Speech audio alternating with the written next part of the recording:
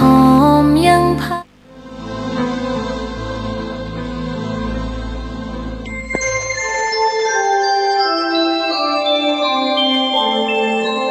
ขณะนี้ท่านกำลังฟังสถานีวิทยุกระจายเสียง FM 104.5 เมกะเฮิรตซ์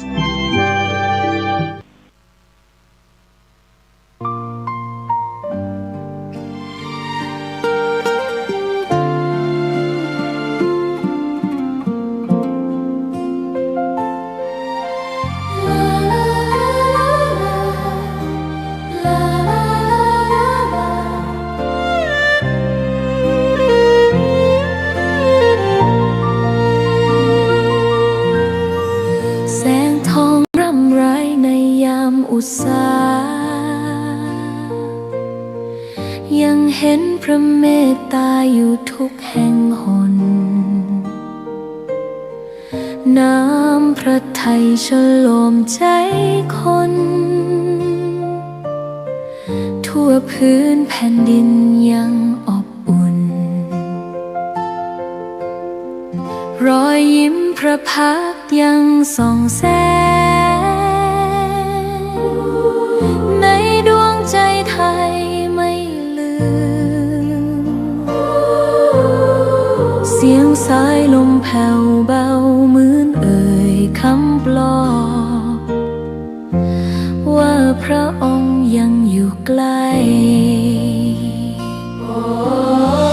ขอกราบแทบบาทด้วยรักนิรันดร์น้ำตาหลั่งพลันจากใจคนไทยแม้เสด็จสู่ฟ้าไกลแต่พระหฤทัยอยู่ในแผ่นดินนี้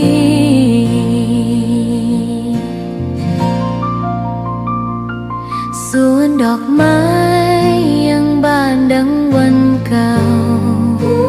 ราวกับเจ้าดอกไม้รู้ว่าพระองค์จากไป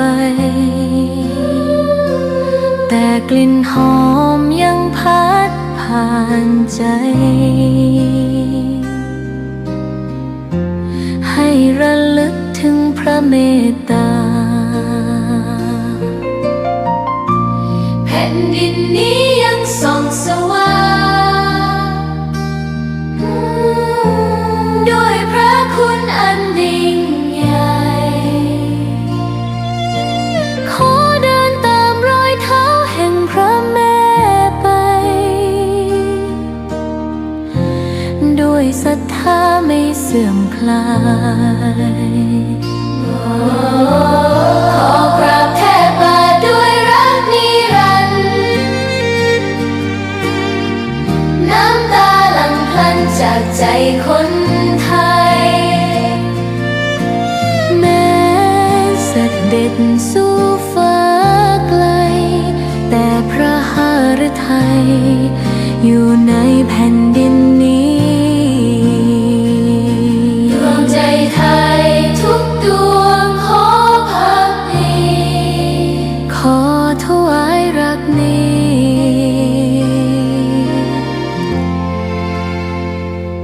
นิรันดร์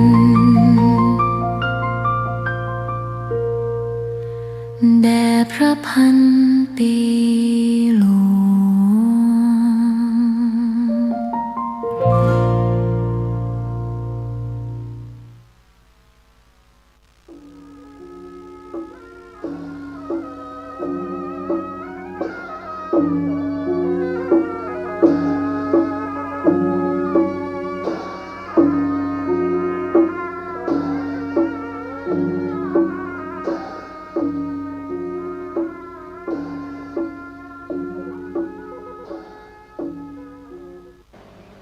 ขอความเจริญในธรรมและความผาสุกทางใจจงได้มาบังเกิดมีกับท่านสาธุชนคนดีผู้เจริญอยู่ในศีลผู้เจริญอยู่ในธรรมทุกท่านพร้อมกันนี้ ขอยกมือ10 นิ้วขึ้นก่ายกิ้วเกษาขอกราบอารัธนาเอาคุณพระแก้วเจ้าทั้งสามบุญศีลบุญทานที่ท่านผู้รับฟังรายการเมื่อเจ้าวันนี้ที่ได้กระทำปั้มเปงมาในอดีตกำลังจะทำเวลานี้ และจะทำในเวลาหน้าเสื้อวัดเสื้อวาเสื้อบ้านเสื้อเมืองพระสยามเทวาธิราชคุณพ่อคุณแม่ ผู้ฮือกำเนิดเกิดมาเป็นคนคุณครูบาอาจารย์ ผู้ใดประสิทธิ์ประสาทวิชาความรู้ตลอดถึงเสื้อบ้านเสื้อเมืองเสื้อวัดเสื้อวาพระสยามเทวาธิราชสิ่งศักดิ์สิทธิ์ทั้งหลายอันรักษาบริเวณคงเขตล้านนาไทยมีพระบรมธาตุเจ้าโดยสุเทพจังหวัดเชียงใหม่พระบรมธาตุเจ้าหริพุนชัยจังหวัดลำพูนพระธาตุเจ้าลำปางหลวงจังหวัดลำปางพระธาตุเจ้าจ้อแฮจังหวัดแป้พระธาตุเจ้าแจ้แห้งจังหวัดน่านพระธาตุเจ้าดอยตุงจังหวัดเชียงรายพระธาตุพระเจ้าตนหลวงจังหวัดพะเยาและพระธาตุเจ้าดอยกองมูจังหวัดแม่ฮ่องสอนและครูบาเจ้าศรีวิจัยนักบุญแห่งล้านนาไทยเป็นต้นเป็นเก้าขอยกมือ10 นิ้วกราบอาราธนาและเชิญชวนมาปก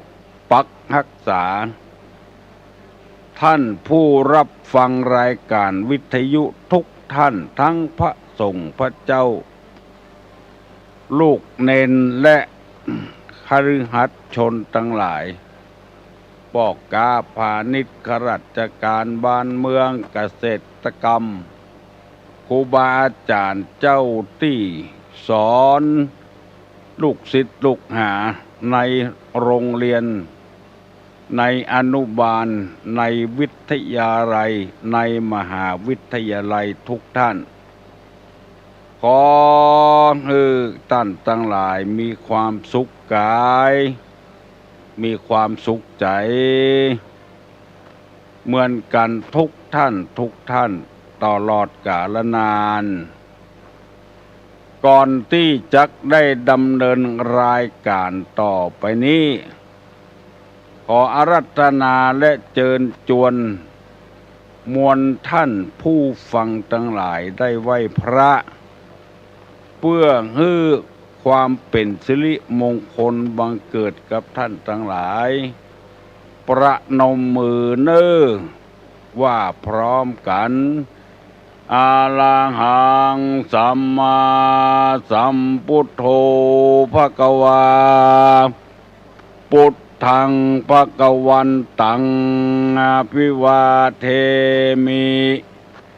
กราบสวากขาโตภะคะวะตาธัมโมธัมมังนัมมัสสามิกราบสุปฏิปันโนภะคะวะโตสาวกสังโฆสังฆังนะมามิกราบหันธรรมยังพุทธัสสะภะคะวะโตบุพภาคณะมะกะลังกะโลมาเสนะโมตัสสะภะคะวะโตอะระหะโตสัมมาสัมพุทธัสสะ นะโมตัสสะภะคะวะโตอะระหะโตสัมมาสัมพุทธัสสะนะโมตัสสะภะคะวะโตอะระหะโตสัมมาสัมพุทธัสสะพุทธังสารนังกัจฉามิธัมมังสารนังกัจฉามิสังฆังสารนังกัจฉามิตุติยัมปิพุทธังสารนังกัจฉามิ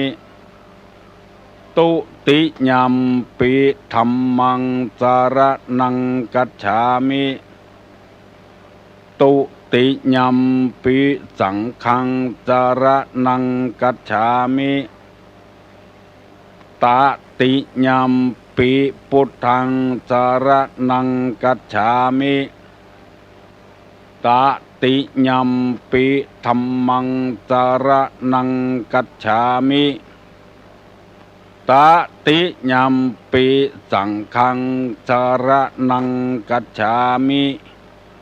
อิติปิโสภะคะวาอะระหังสัมมาสัมพุทโธวิชชา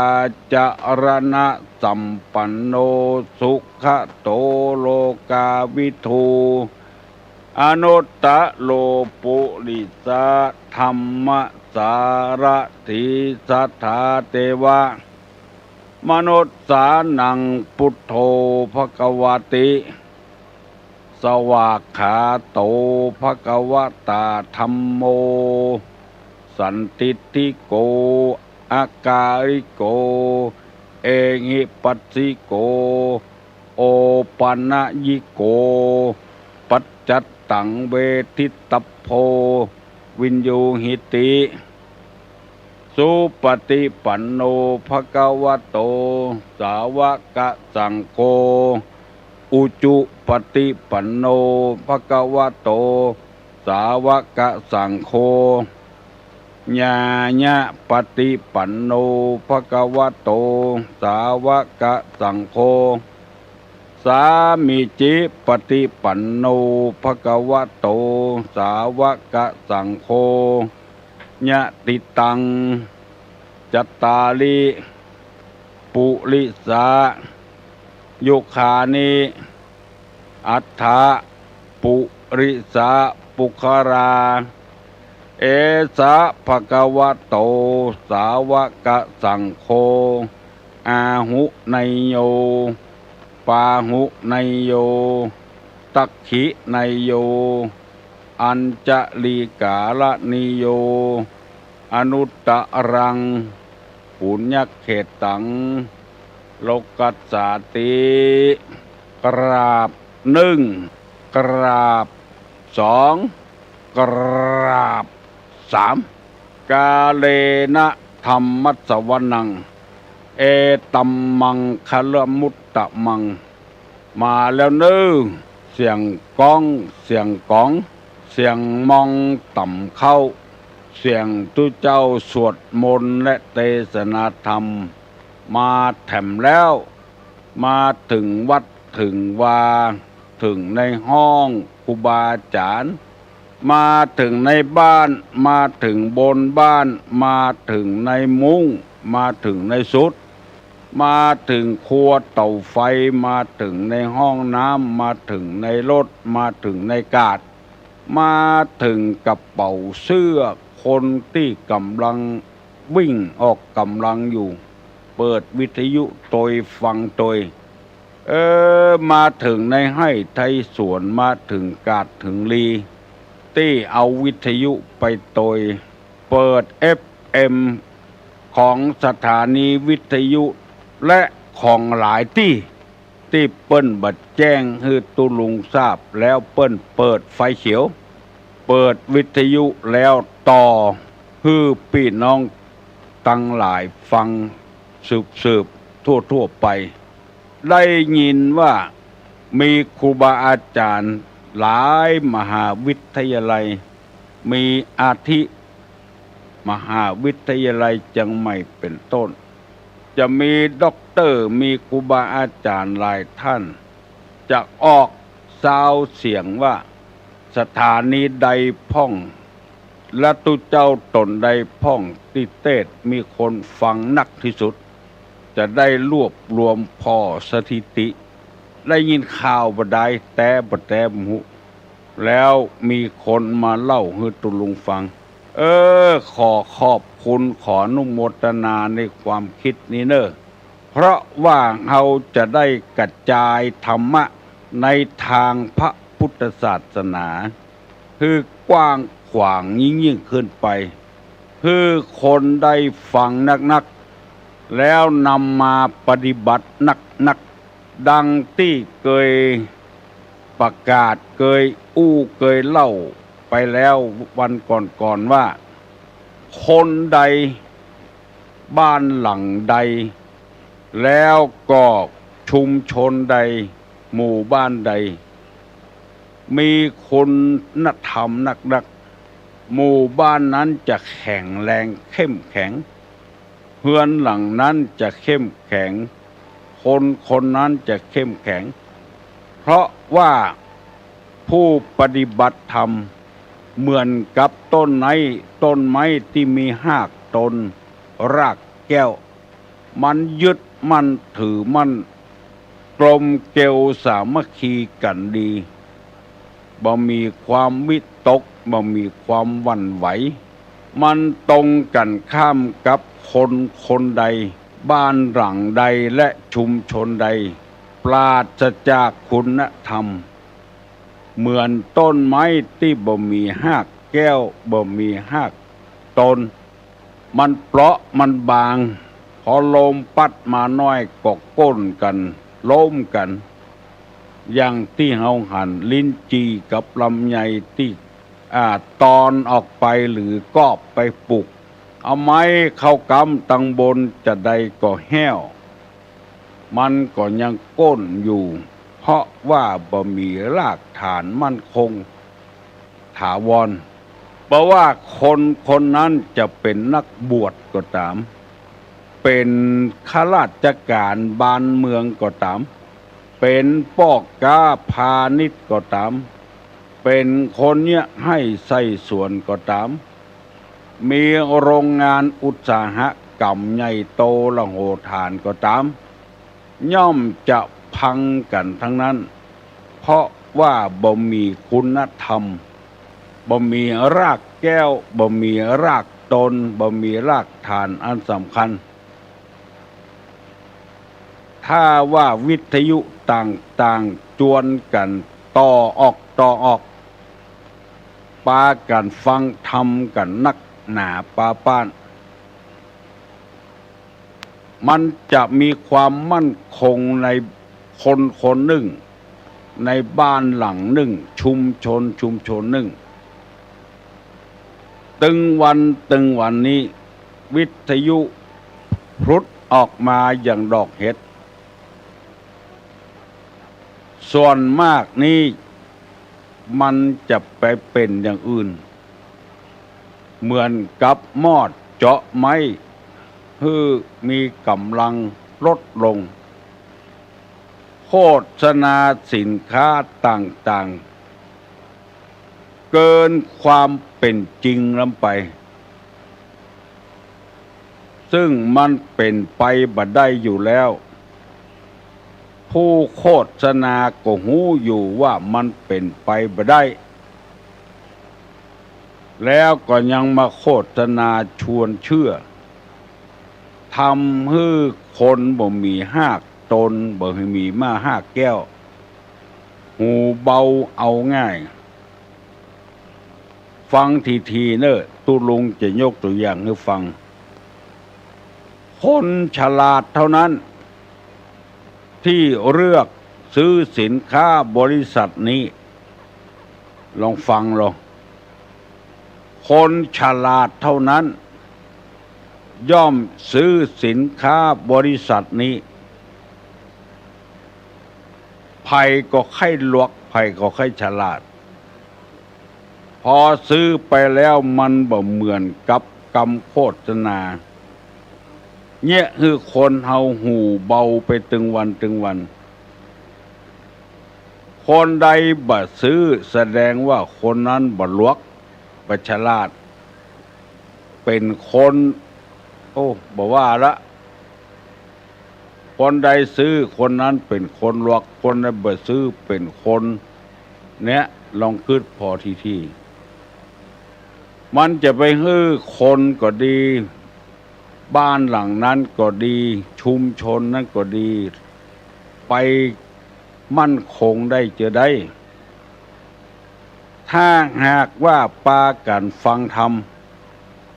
ปากันปฏิบัติธรรมมันมั่นคงมันถาวรดีมันมีรากแก้วมันมีหากตนคนนำไปปฏิบัติที่ตู้ลุงกล่าวมานี้เพราะว่ามีหลักฐานยืนยันหลายคนหลายราคาเงินและหลายหมู่ชุมชนหลักฐานนี้เฮาก็บ่หันแต่ว่าได้ยินรับสารภาพมาว่าตั้งแต่ฟังธรรมะธรรมโมนี้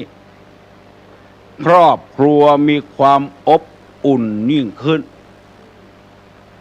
เพราะว่าผัวก็ปฏิบัติธรรมเมียก็ปฏิบัติธรรมพ่อก็ปฏิบัติธรรมลูกก็ปฏิบัติธรรมต่างคนต่างมีหากตนมันมีความสุขขึ้นคำว่าปฏิบัติธรรมนี้บัดได้หมายความว่าไปนั่งปั้มเป่งภาวนายุบหนอปองหนอพุทโธพุทโธหรือว่าสัมมาอรหังสัมมาอรหังที่ใดที่หนึ่งบ่ใช่อย่างนั้นคือคนหูจักตัวเก่ายิ่งขึ้นเคยกินเหล้าเมายานักลำไปก็เบาบางลงไปเคยกินเหล้านักเบาบางลงไปยังบ่พอบางทีย่างเพราะทำให้เสียสติกินแล้วมาเสาะหาเหตุหาการบนบ้านบนเฮือนผิดลูกผิดเมียอย่างมูนี้เป็นต้นปากันย่างเมียก็ย่างจมย่างแซมย่างอู้กรรมที่บ่มีเหตุบ่มีผลคนที่อยู่บ่ได้บ่มีการบ่มีงานเพราะเล่าขวัญเจ้าบ้านเป็นหมู่ก็ย่างไป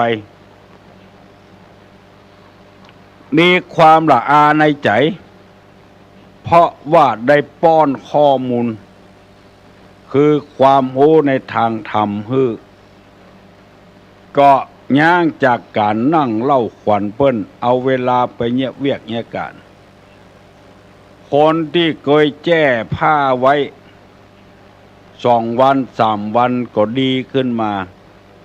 พอแจ้แล้วก็ลวดซักพอแจ้แล้วก็ลวดซักคนที่เอาถ้วยแจ้ไว้กินแล้วบ่ล้างก็ดีขึ้นมารับสารภาพกับตุลุงอันนี้แหละสภาพความเจริญรุ่งเรืองมันเกิดขึ้นนักเพื่อป้อนข้อมูลที่มันถูกต้องนำมาเสนอให้พี่น้องทั้งหลายได้ฟังกูเจ้ายินดีปรีดาขอบคุณกับสถานีวิทยุต่างๆที่ถ่ายทอดออกไปตลอดถึงวัดวาและบ้านป้อหลวงกำนันในหมู่บ้านต่างๆที่ถ่ายทอดเสียงตามสายให้พี่น้อง10 ชาวเจ้าบ้านทั้งหลายฟังและมีบางบ้านให้ทำบ่ได้เพราะเจ้าบ้านบ่ชอบเกรงใจเจ้าบ้านความจริงแล้วตุลุงว่า ที่ใดถ้ามันขัดข้องหมองใจกับบ่ท่าทำอะทำมาอย่างลงไปเปิ้นบ่ชอบเปิ้นบ่พอใจก็บ่ต้องทำแล้วเป็นการรบกวนเปิ้นถ้าจะว่าตามความจริงแล้วเวลานี้มันเป็นเวลาที่ตื่นกันแล้วนะนกหนูปูปลาเสาะว่าหากินกันแล้วคนเอายังจมอยู่ที่นอนนั่นอยู่และยังบอกปอเปิ้นมีเจตนาดีก็ไปว่าคือเปิ้นก็นักแกอยู่ว่าเจือใดก็ไปจ้างว่าเป็นการรบกวนเปิ้นทำเมาะหมอนึ่งใครฮืบคนดีค่อยบ้านค่อยจองมันจะสงบราบคาบหมอนึ่งว่าเป็นการรบกวนวิทยุไผ่ก็มีไผ่ใครฟังก็เปิดเอาคนเดียวกับไปเปิดไม่อย่างเสียงตามสายรบกวนหูเจ้าบ้านก็ตึงบัดจ้างว่าทุกสิ่งทุกอย่างมันจึงมีอุปสรรคลุกนึง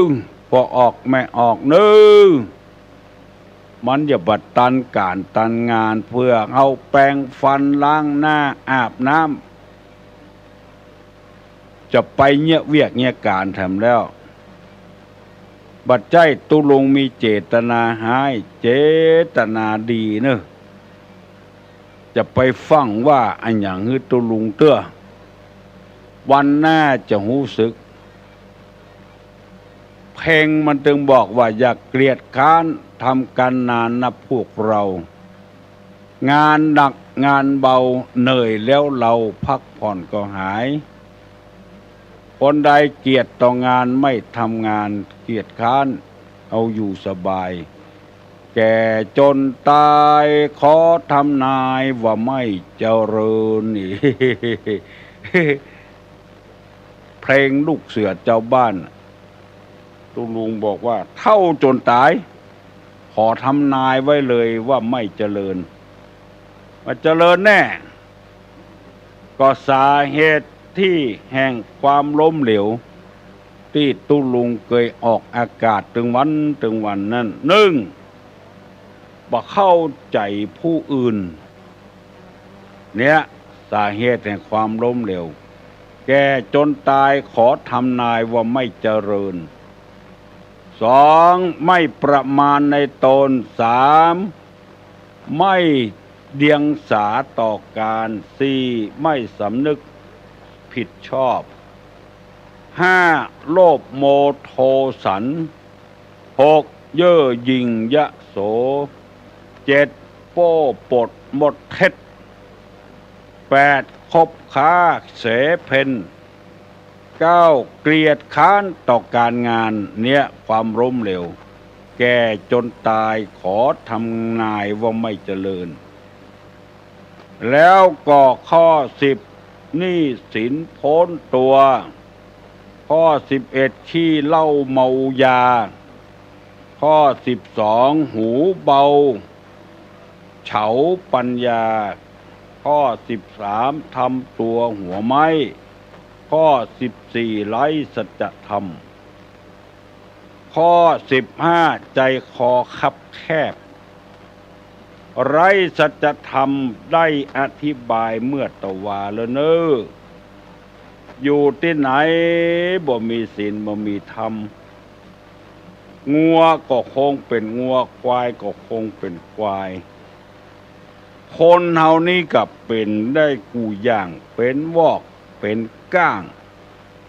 เป็นหมูเป็นหมาเป็นควายเป็นงัวเป็นแผ่วนกแผ่วไก่ปุ้นทำไมจึงมาฮ้องงัวว่าไก่พ่องควายเป็นหมูพ่องเพราะว่าเปิ้นอยู่ในนิสัยของเปิ้นอยู่ตลอดเวลาแต่คนบ่เป็นคนนี่ไปเป็นงัวเป็นควายนี่ก็เพราะขาดอะไรอย่าง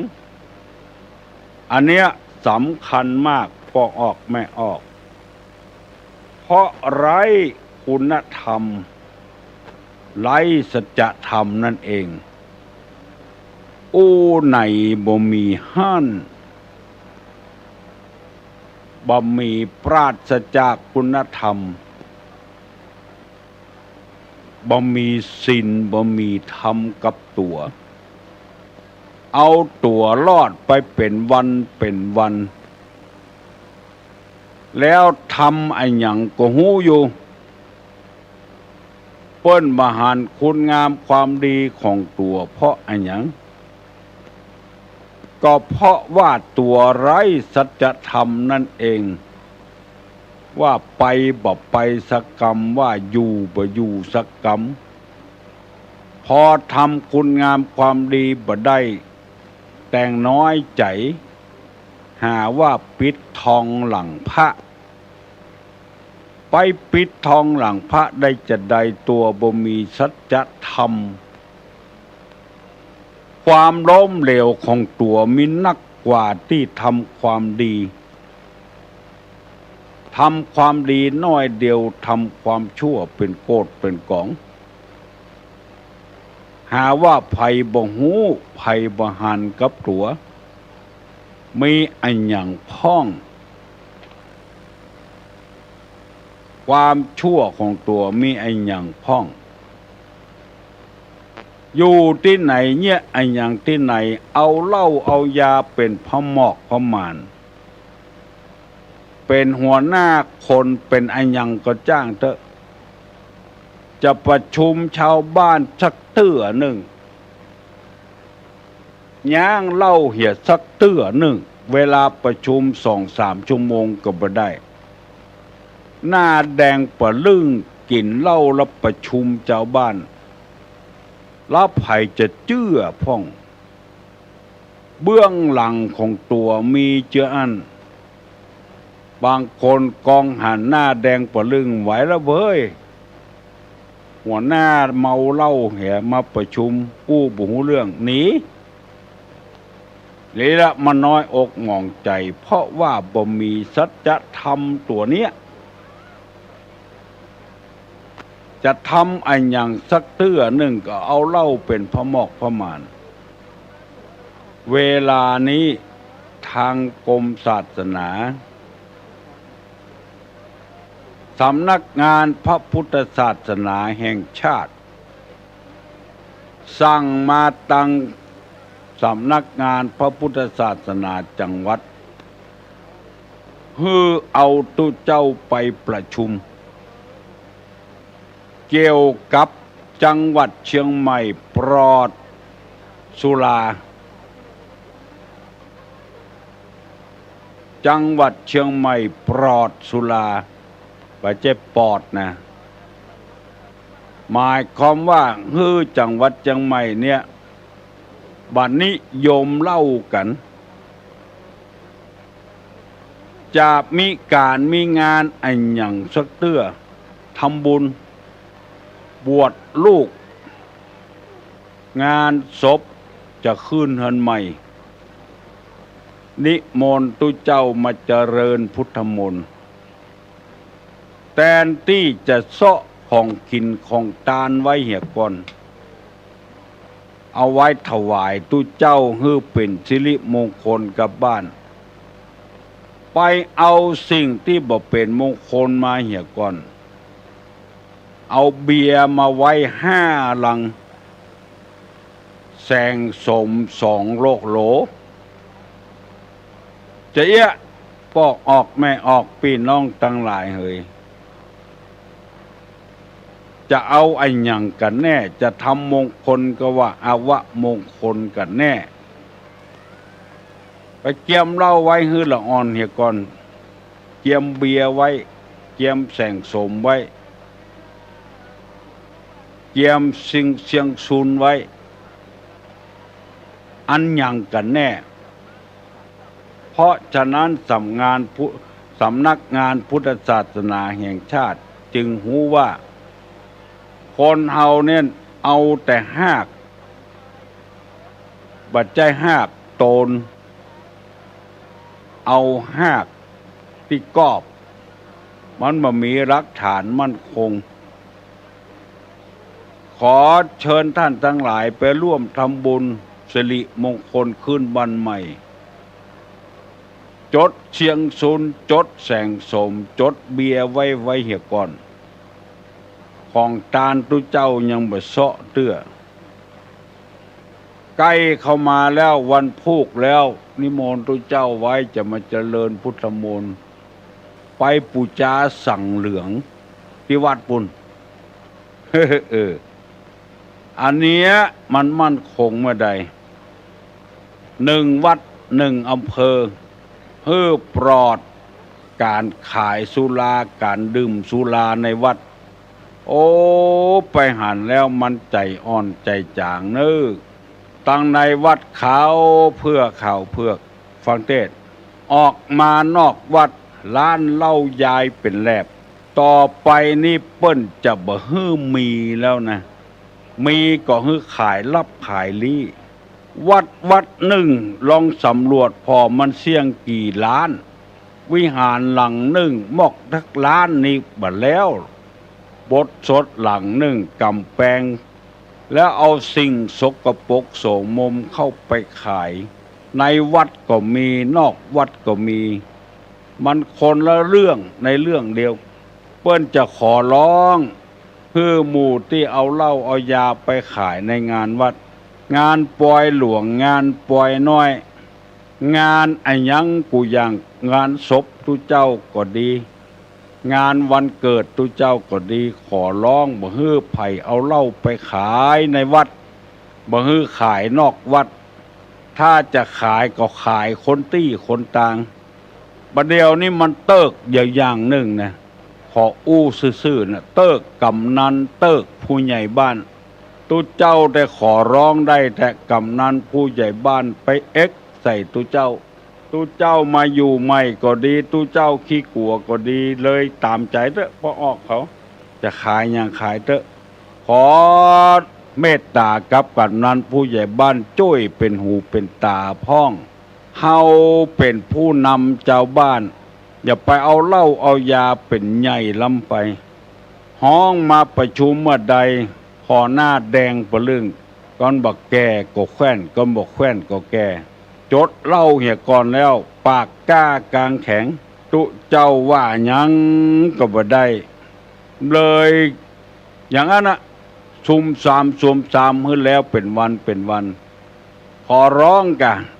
วันที่จะมีการประชุมนั้นเจ้าบ้านเจ้ามันเตอะขอร้องหัวหน้าเนี่ย5 ตนเนี่ยเพื่อมันแข็งแรงน้อยจะไปอ่อนแอคนหูบ่ใจอยู่ที่แก่บ้านกำนัน2 คนนี่ลูกโอ้ในบ้านในจองเปิ้นหูเปเลอะเปเตอยิ่งบดเดียวสำหายข้าราชการที่เปิ้นเกษียณอายุเงินเดือนเป็น20,000 30,000มาอยู่กับบ้านเฮาไปได้แก่บ้านขี้เหล้าเหียกำนันขี้เหล้าเหียเปิ้นใครจ้อยเฮาตึกเปิ้นไปหันอย่างอันมดศรัทธาทำอย่างยิ่งตุเจ้าสำหายตุหลวงกินเหล้าทำสำหายมดศรัทธามดขอร้องเน้อแล้วขอให้ความร่วมมือกับวัดกวาพ่องกับศาสนาพ่องแล้วบัดเดี๋ยวนี้มีหนังสือออกมาทำแล้ววัดใดถ้าจัดงานปล่อยหลวงงานไอ้อย่างก็จ้างถ้ามีมวยมีลำวงมีแสดงลามกอนาจารเปิ้นขอร้องบ่ฮื้อมีถ้าจะมีก็ฮื้อเป็นงานอื่นบ่ใจงานเกี่ยวกับวัดกับศาสนาขอความร่วมมือกับพี่น้อง10 ชาวเจ้าบ้านตยอย่าไปหากินกับวัดอู้กันง่ายๆเนี่ยอันเนี้ยสาเหตุแห่งความล้มเหลวมันจะเกิดขึ้นกับหมู่เนี่ยไร้สัจธรรมข้อที่14เนี่ยที่ตุลุงอธิบายเนี่ยบัดใจว่าไปเลยนะมีธรรมะตยนะทำตัวเป็นหัวไม้ไร้สัจธรรมบ่มีคุณธรรมบ่มีศีลบ่มีธรรมอันใดที่มันฝ่าฝืนศีลธรรมนั้นก็ขอร้องกันกับพี่น้อง10 เจ้าบ้านแห่ขวดตาลเข้าวัดมาไปพอเถอะ เลี้ยงเหล้าเลี้ยงเบียร์กันเป็นกองเป็นกองแล้วแห่โวตานเขาวัดมา แล้วจะเอาบุญเอากุศลที่ไหนมากำมาจูพิษศีลอย่าก่อนแล้วสัจธรรมเนี่ยสัจจะนี่เป็นศีลมุสาวาทาเวรมณีสุราเมรยะมัชฌปมาทัฏฐานาเวรมณีบ่มีสัจธรรมเอามาเป็นใหญ่เป็นโตอย่างเป็นล้ำเป็นเหลือวันนั้นไปขึ้นนั้นไม่ละอ่อนธัมโมสังโฆพอตุเจ้าฉันเพลแล้วออกมาทางนอกรถมาฮับจะกลับบ้านเอามาตั้งวงเข้าหันเป็นขวดเป็นขวดเป็นขวดไปบูชาสิ่งที่บ่ควรบูชาเปิดเผยฮื้อหันกับตาเลยเอาเป็นแฟชั่นเอาเป็นหัวหน้ามันเลยเอาลี้เอาลับเอาซ่อนไว้เหี่ยก่อนย่างแควนลาบลาแถมขวดหนึ่งเอาเก็บไว้ก่อนเก็บไว้ที่ไหน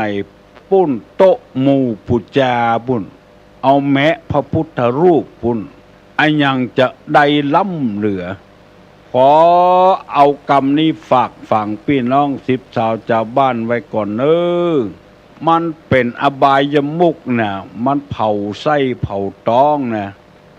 อันเนี้ยไร้สัจธรรมเอาของที่บ่เป็นมงคลเข้ามาสู่ที่สิ่งเป็นมงคลเป็นสิ่งที่แปลกปลอมเข้ามาตุลุงให้ว่าเพื่อเป็นการปรับปรุงให้มันดีขึ้นไม่ใช่มีเจตนาอย่างอื่นข้อที่15ว่าใจคอคับแคบความล้มเหลวแห่งชีวิตนี่นะใจแคบเมียคิงก็เป็นก็เมียฮานะกะเมียฮาก็เมียฮานะเอโรใจคอคับแคบกินห้องเปิ้นไว้ห้องตัวมุลีบ่ซื้อสักเตื้อเซาะคอกินห้องเปิ้นควายบ้านควายเมืองใจคอคับแคบที่มันจะล้มเหลวเพราะอย่างบ่มีภัยคบหันหน้าเขาก็หนีคนเชื้ออีก็มีในโลกนี้แล้วมาสากตะตัวว่าเป็นคนดีมันไปดีได้เชื้อใดใจคอแคบลงไปเหมือนกองกีดเข้าได้กับรถเครื่องกับรถถีบรถยนต์รถปิกอัพเข้าบ่ได้มันแคบมันกีดลงไปกินห้องเปิ้นไว้ห้องตัวผู้ที่ใจคอคับแคบนี่ก็ระวังเอาก็ได้อย่างเดียวมีคนโทรศัพท์มาหาตุลุง ญาติโยมทั้งหลายเพื่อมั่นจำศีลกินทานเมตตาภาวนาจำเปิ้นตาลติ๊กลัดตัวเกยตาลไอ้อย่างพ่องเอาอย่างฮื้อไผ่พ่องอันเนี้ยคือความล้มเหลวถ้าไผ่บ่เข้าวัดบ่เข้าวาก็เดือดถือเปิ้นว่าศรัทธาบ่เข้าวัดเข้าวาก็ตัวเป็นคนใจแคบนี้บ่เอื้อเฟื้อเผื่อแผ่เจ้าบ้านเจ้าจองพ่องอันยังก็คิดเป็นเงินเป็นทองหมดข้าวต้มข้าวหนมแกงโฮแกงฮังเลกินอิ่มแล้วกินแถมก็บ่ได้เอาเนี่ยอย่างก็บ่ได้เอื้อเฟื้อเผื่อแผ่ให้เจ้าบ้านเจ้าจองคนทุกข์คนยากพ่องอย่างพ่องบัดเนี้ยห่อเป็นถุงขายให้เจ้าบ้านแล้วถามว่าเงินไปไหนเงินก็อยู่ที่ทุเจ้าพุ่งใจเปิ้นตาลติ๊กละตัวบัดตาลหือไผ่พ่องอันนี้ตุลุงไปได้ข้อมูลจากศรัทธาบางคนโทรศัพท์มาขอฝากขอฝังไว้กับทุเจ้าพระนายตัวเป็นข้อที่15ในหนังสือที่ตุลุงเอามาบรรยายเมื่อเจ้าวันนี้ใจคอคับแคบนี่ก็เป็นอันหนึ่งล้มเหลวการไผ่บ่ใครมากินมาตานก็โวยวายว่าคนบ่เข้าวัดเข้าวาเพราะตัวเป็นคนคับแคบอยู่บนเฮือนจำเปิ้นไล่มาวอ มาวอเนอมาวอเนอตัวบาดลงเฮือนละใจเฮือเปิ้นไล่มาวอมันครบแล้วมาอันตรายอ่ะตัวก็ลงไล่ตัวกะอันนี้อยู่บนเฮือนตบมือมาวอมีพ่อขุนคนหนึ่งเปิ้นเล่าให้ฟังเปิ้นจะไปตีฝายกั้นน้ำเข้าน้ำเอาว่าน้ำไปใจนาสปายคอนหน้าแว่นคนอันบ่มีไผลงน้ำสักคนพ่อขุนลงก่อนเลยแบกลักฝ่ายลงน้ำเลยเอาลูกหลานลงนึตีฝายกั้นน้ำเพื่อจะเอาน้ำไปใจเขาให้เขาสวนบอกกองพ่อขุนลงมือก่อนหมู่นั้นลงโดยลุบใจคอบักคับแคบพ่อขุนลงก่อนถ้าพ่อขุนแต่งตัวเฮียซบหมวกกะโหลเฮียซุปเกิบหนังมันเฮียอยู่บนบกเอาเน้อตีฝายเน้อไผ่บอกให้ลงลูกเพราะว่าตัวเองใจแคบตัวบ่ลงก่อนนะคือเปิ้นลงอันเนี้ยยกตัวอย่างคือพี่น้องทั้งหลายฟังตัวต้องทำเหี่ยก่อนแล้วคนอื่นทำฮัลโหลเสียงแห้งทำหน่อยเหรอบ่สบายอดสาโทรมาอยู่บ่มีแห้งเตียวก็บ่ได้แต่กำลังใจดีบ่เป็นหยังโอ้ดีเนอะดี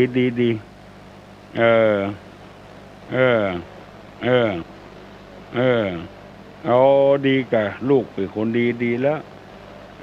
ฟังตุลุงตลอดดีละ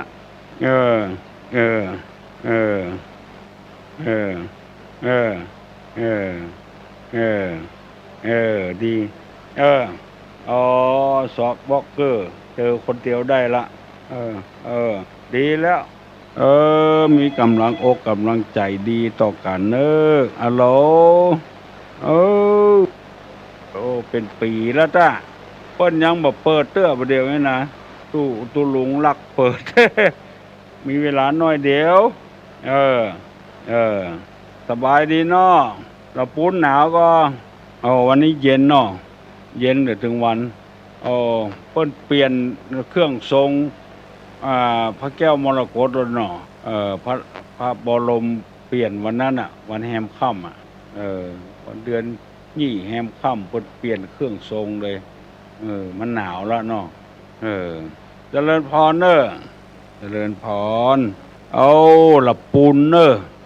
โทรศัพท์มาทำสายเดียวแต่ยะเนอะพี่น้องทั้งหลายมันจาก8มาจะ7 โมงแล้วตุลุงจะไปโรงพยาบาลอยู่อะโหลตุป่อสบายดีจ้าเสียงดังฟังชัดเนาะเอาอย่างวิทยุน้อยห้อยคอเอาตุป่อไปตัวบ่เป็นอย่างเนอะจะไปตกใจเนอะมันนักลำไปจะไปตกใจเนอะเสียงขตางย่อยบ่ได้บางคนกลัวเอาตู้เจ้าไปถอดไปถอนอย่าไปเงี้ยเนอะบ่ลงขึ้นมันจะลงที่ไหนตามใจมันจะไปกลัวเด้อพี่น้องทั้งหลายเนาะเจริญพรเนอะเจ้าเช่นเกียวเวรมาซื้อแถมสายสุดท้ายเนาะจะปั่นปอนเนอะฮัลโหลเจ้าว้าวนะบ่ถ้ากลัวสิออกไปเผาเหียบ่ถ้ากลัวเนอะบ่มีหยังบ่มีเหตุมีภัยอย่างสักอย่างบ่มีเหตุมีภัยเขาปล่อยเดินยี่เนาะของจะไปกลัวเขาไปฟังตุลุงจะไปฟังกรรมหมู่นั้นบ่มีเคราะห์บ่มีภัยสักอย่างเคราะห์นี่ถ้าเฮาบ่ไปเสาะหามันถึงบ่ปะกินเหล้าแล้วเสาะถามตีคนนั้นคนนี้อันเนี้ยคือเคราะห์นะวันนั้นก็ลงสื่อพิมพ์ยืนเยี่ยวด้วยกันมองทำไมวะอันเนี้ยเคาะแต่พองมันขึ้นได้มันลงได้เนอะจะไปกลัวเนอะปนมมือเนอะตุลงจะปั่นปอนเนอะ อายุวัฏโกธนะวัฏโกสิริวัฏโกญัสสะวัฏโกปะละวัฏโกวันนะวัฏโกสุขวัฏโกโหตุสัพพตาตุขโลกาพญาเวลาโสกาจันทุจุปัตตวาอเนกาอันตะรัญญาปิวินาสันตุจเตจัสสาสัพปีติโยวัจจันตุสัพพะโรโกวินาสตุมาเตภวะตุนตะลาโยสุขีติกายุโกภวะอภิวาทนาสีลิสานิจังมุทาปจายโนจัตตาโลธรรมาวัฏันติอายุวันโนสุขังปลัง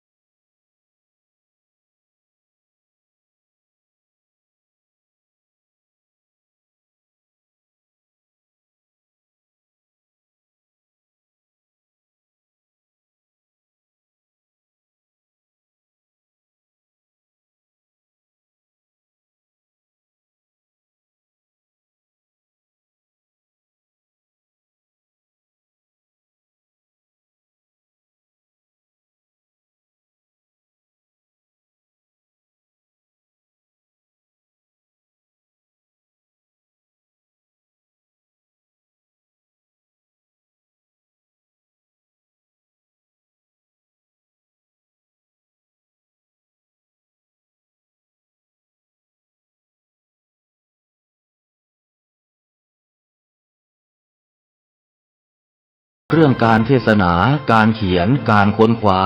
ซึ่งอาจจะเป็นเรื่องเฉพาะตัว แต่ก็สามารถฝึกขึ้นมาได้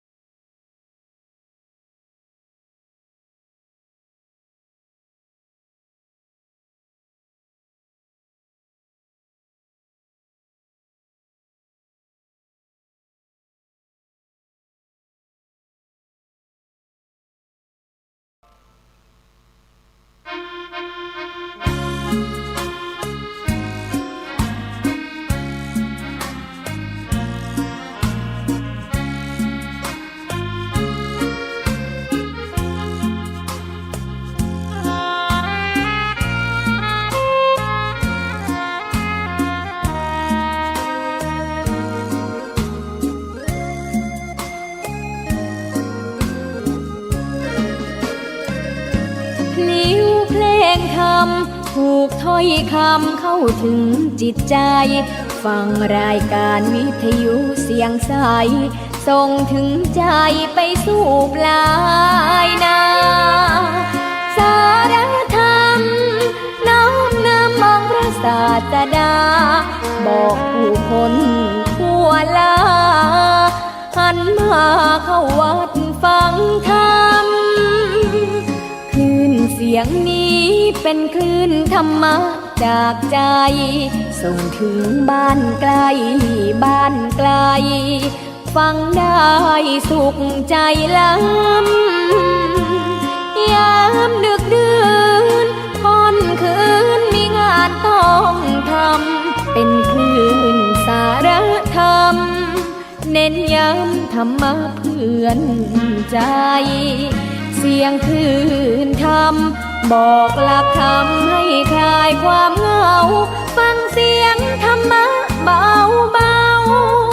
บอกเล่าถึงคนบ้านไกลสื่อธรรมะบอกลดละละวางด้วยใจสื่อไปถึงสวงในเข้าใจหลักธรรมหลักดีลิ้วเพลงธรรมผูกสัมพันธ์จิตใจร่าเริงฟังสาระธรรมะบันเทิงรื่นเริงในชีวิตยามวันว่างเดินทางไปเยี่ยมสถานีนัดพบกันน้องพี่วันนี้วันดีวันเสาร์สวดมนต์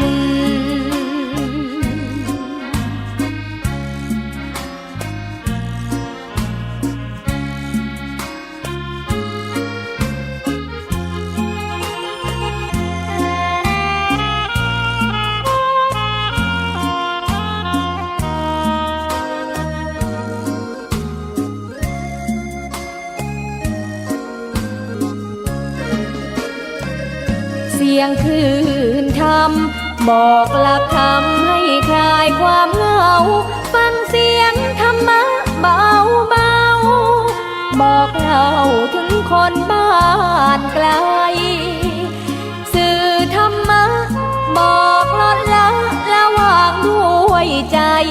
สื่อไปถึงสวงในเข้าใจหลักธรรมหลักดี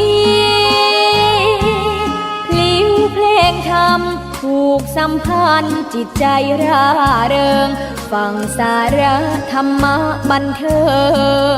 รื่นเริงในชีวิตยามวันว่างเดินทางไปเยี่ยมสถานีนัดพบกันน้องพี่วันนี้วันดีวันเสาร์สวดมนต์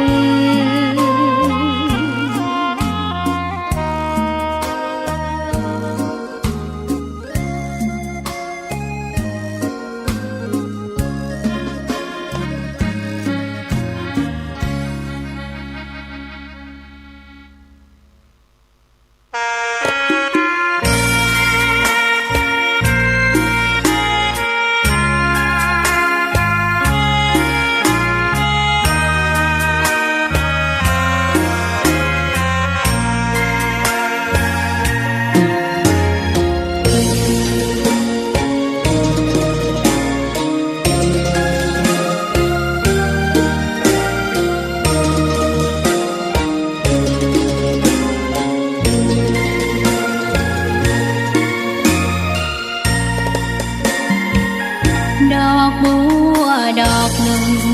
พึงใจไว้เพื่อบูชาแด่องค์พระศาสดาสัมมาสัมพุทธเจ้ามีความงามเงียบไม่เปรียบเทียบเขาเทียบเราใครมองไม่งามช่างเขาแต่เจ้าก็คือดอกบัวด้วยความสัตย์ซื่อยึดถือความดีเป็นหลักใครรักไม่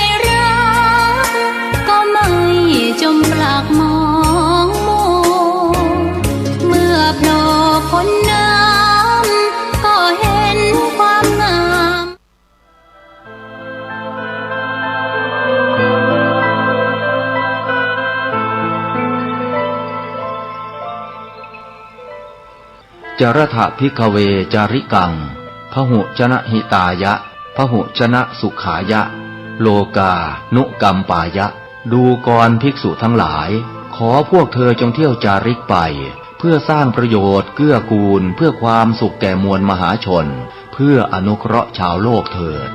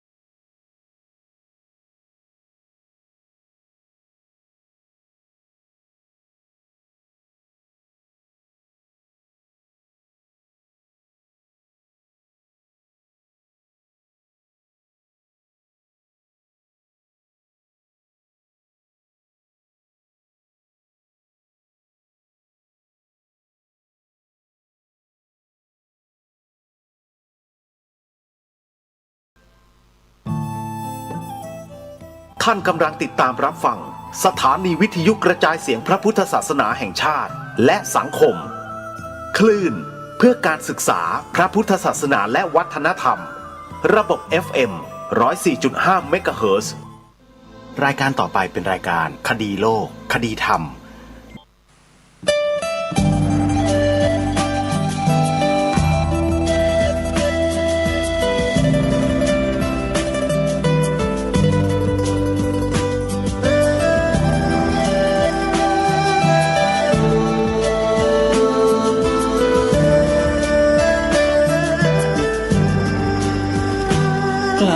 คิดก็ต้องกล้าทำอย่ากลัวถ้าทำความดีเร่งศึกษาปัญหาให้ทันท่วงทีเมืองไทยจะพัฒนากว่านี้รายการดีคดีโลกคดีธรรมขอรำพันบรรยายความคิดเครื่องหมายแห่งสีทั้งสามงามถนัดขาวคือบริสุทธิ์สีสวัสดิ์หมายพระไตรรัตน์และธรรมะคุ้มจิตไทยแดงคือโลหิตเราใส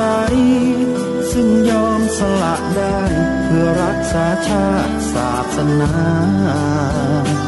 น้ำเงินคือสีโสภาอันจอมประชาถ้าโปรดเป็นของส่วนองค์จัดริ้วเข้าเป็นไตรรงค์จึงเป็นสีธงที่รักแห่งเราชาวไทยทหารอวตารนำไปยงยุทธวิชัยวิชิตก็ชูเกียรติสยามประเทศไทยที่เจริญมั่นคงมาได้จนถึงทุกวันนี้มิได้เกิดขึ้นจากความหวาดกลัวอย่างคลาดเขลาแต่บรรพบุรุษไทยของเราทุกยุคทุกสมัยล้วนแต่มีความกล้าหาญและชาญฉลาดปกป้องเอกราชสร้างชาติให้เกิดความมั่นคงโดยมีธงแห่งพระไตรรัตน์เป็นเครื่องนำชัยจึงเป็นที่มาที่ไปของรายการคดีโลกคดีธรรมกล้าคิดก็ต้องกล้าทำอย่ากลัวถ้าทำความดีเร่งศึกษาปัญหาให้ทันท่วงทีเมืองไทยจะพัฒนากว่านี้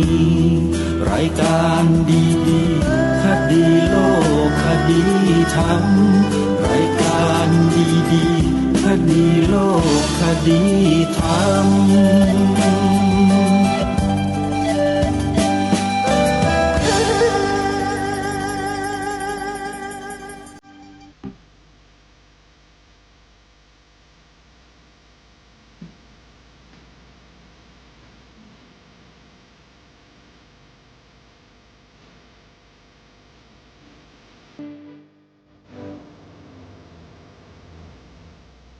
อกราบถวายความนอบน้อมแด่พระรัตนตรัยถวายความเคารพพระมหาเถระพระเถรานุเถระทุกท่านขอความสุขความเจริญในธรรมจงบังเกิดมีแด่ท่านสาธุชนที่กำลังติดตามรับฟังรายการจากสถานีวิทยุแห่งนี้ทุกท่าน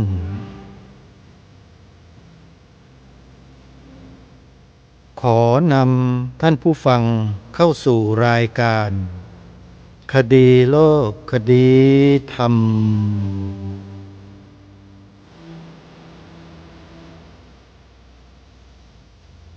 พบกันวันนี้วันแรม3 ค่ำเดือน 12วันนี้ตรงกับ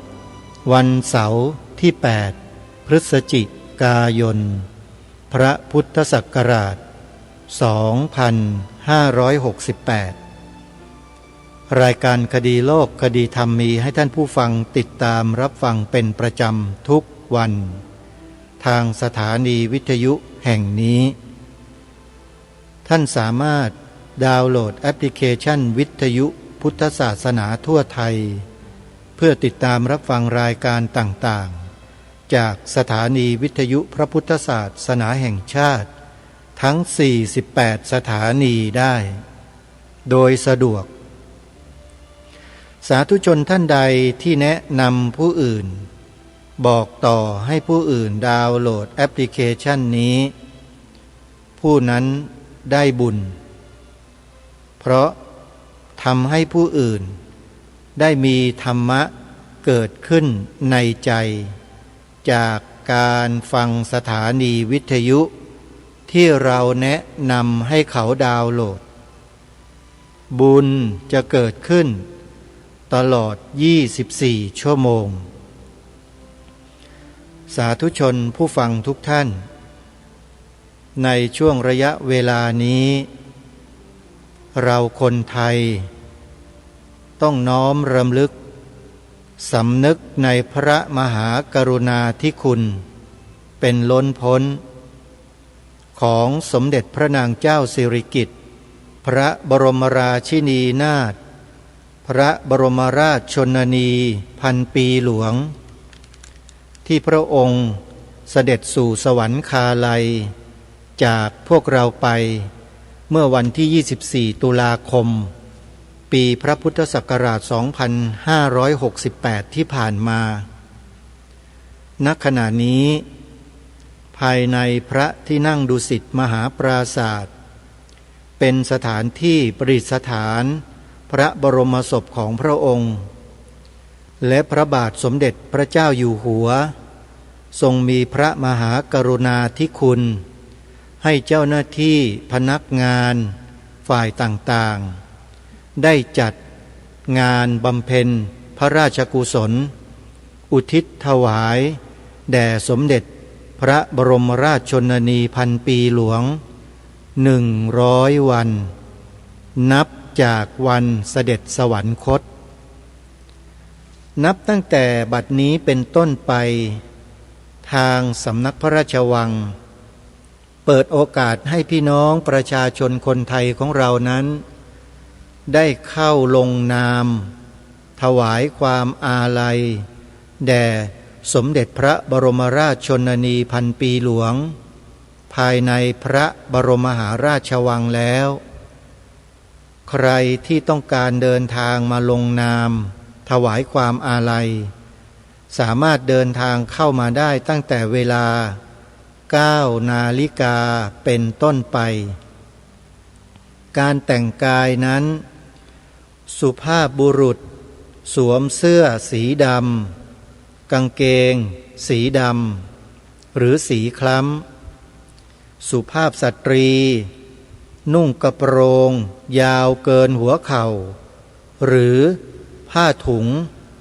และเสื้อแขนยาวสีดำรองเท้า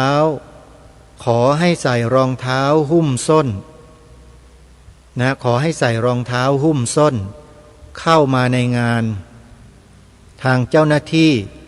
จะคอยบริการทุกท่าน เป็นอย่างดี มีที่นั่งรอสะดวกสบายมาก มีอาหารพระราชทานไว้บริการพี่น้องประชาชนที่มาร่วมการลงนามถวายความอาลัยทุกคนไม่มีขาดห้องน้ำมีเป็นจำนวนมากไม่ว่าจะนั่งอยู่ณจุดไหนก็สามารถเดินเข้าห้องน้ำได้แบบง่ายดายเลยนี่คือการจัดระเบียบของงานพระราชพิธีสำคัญในครั้งนี้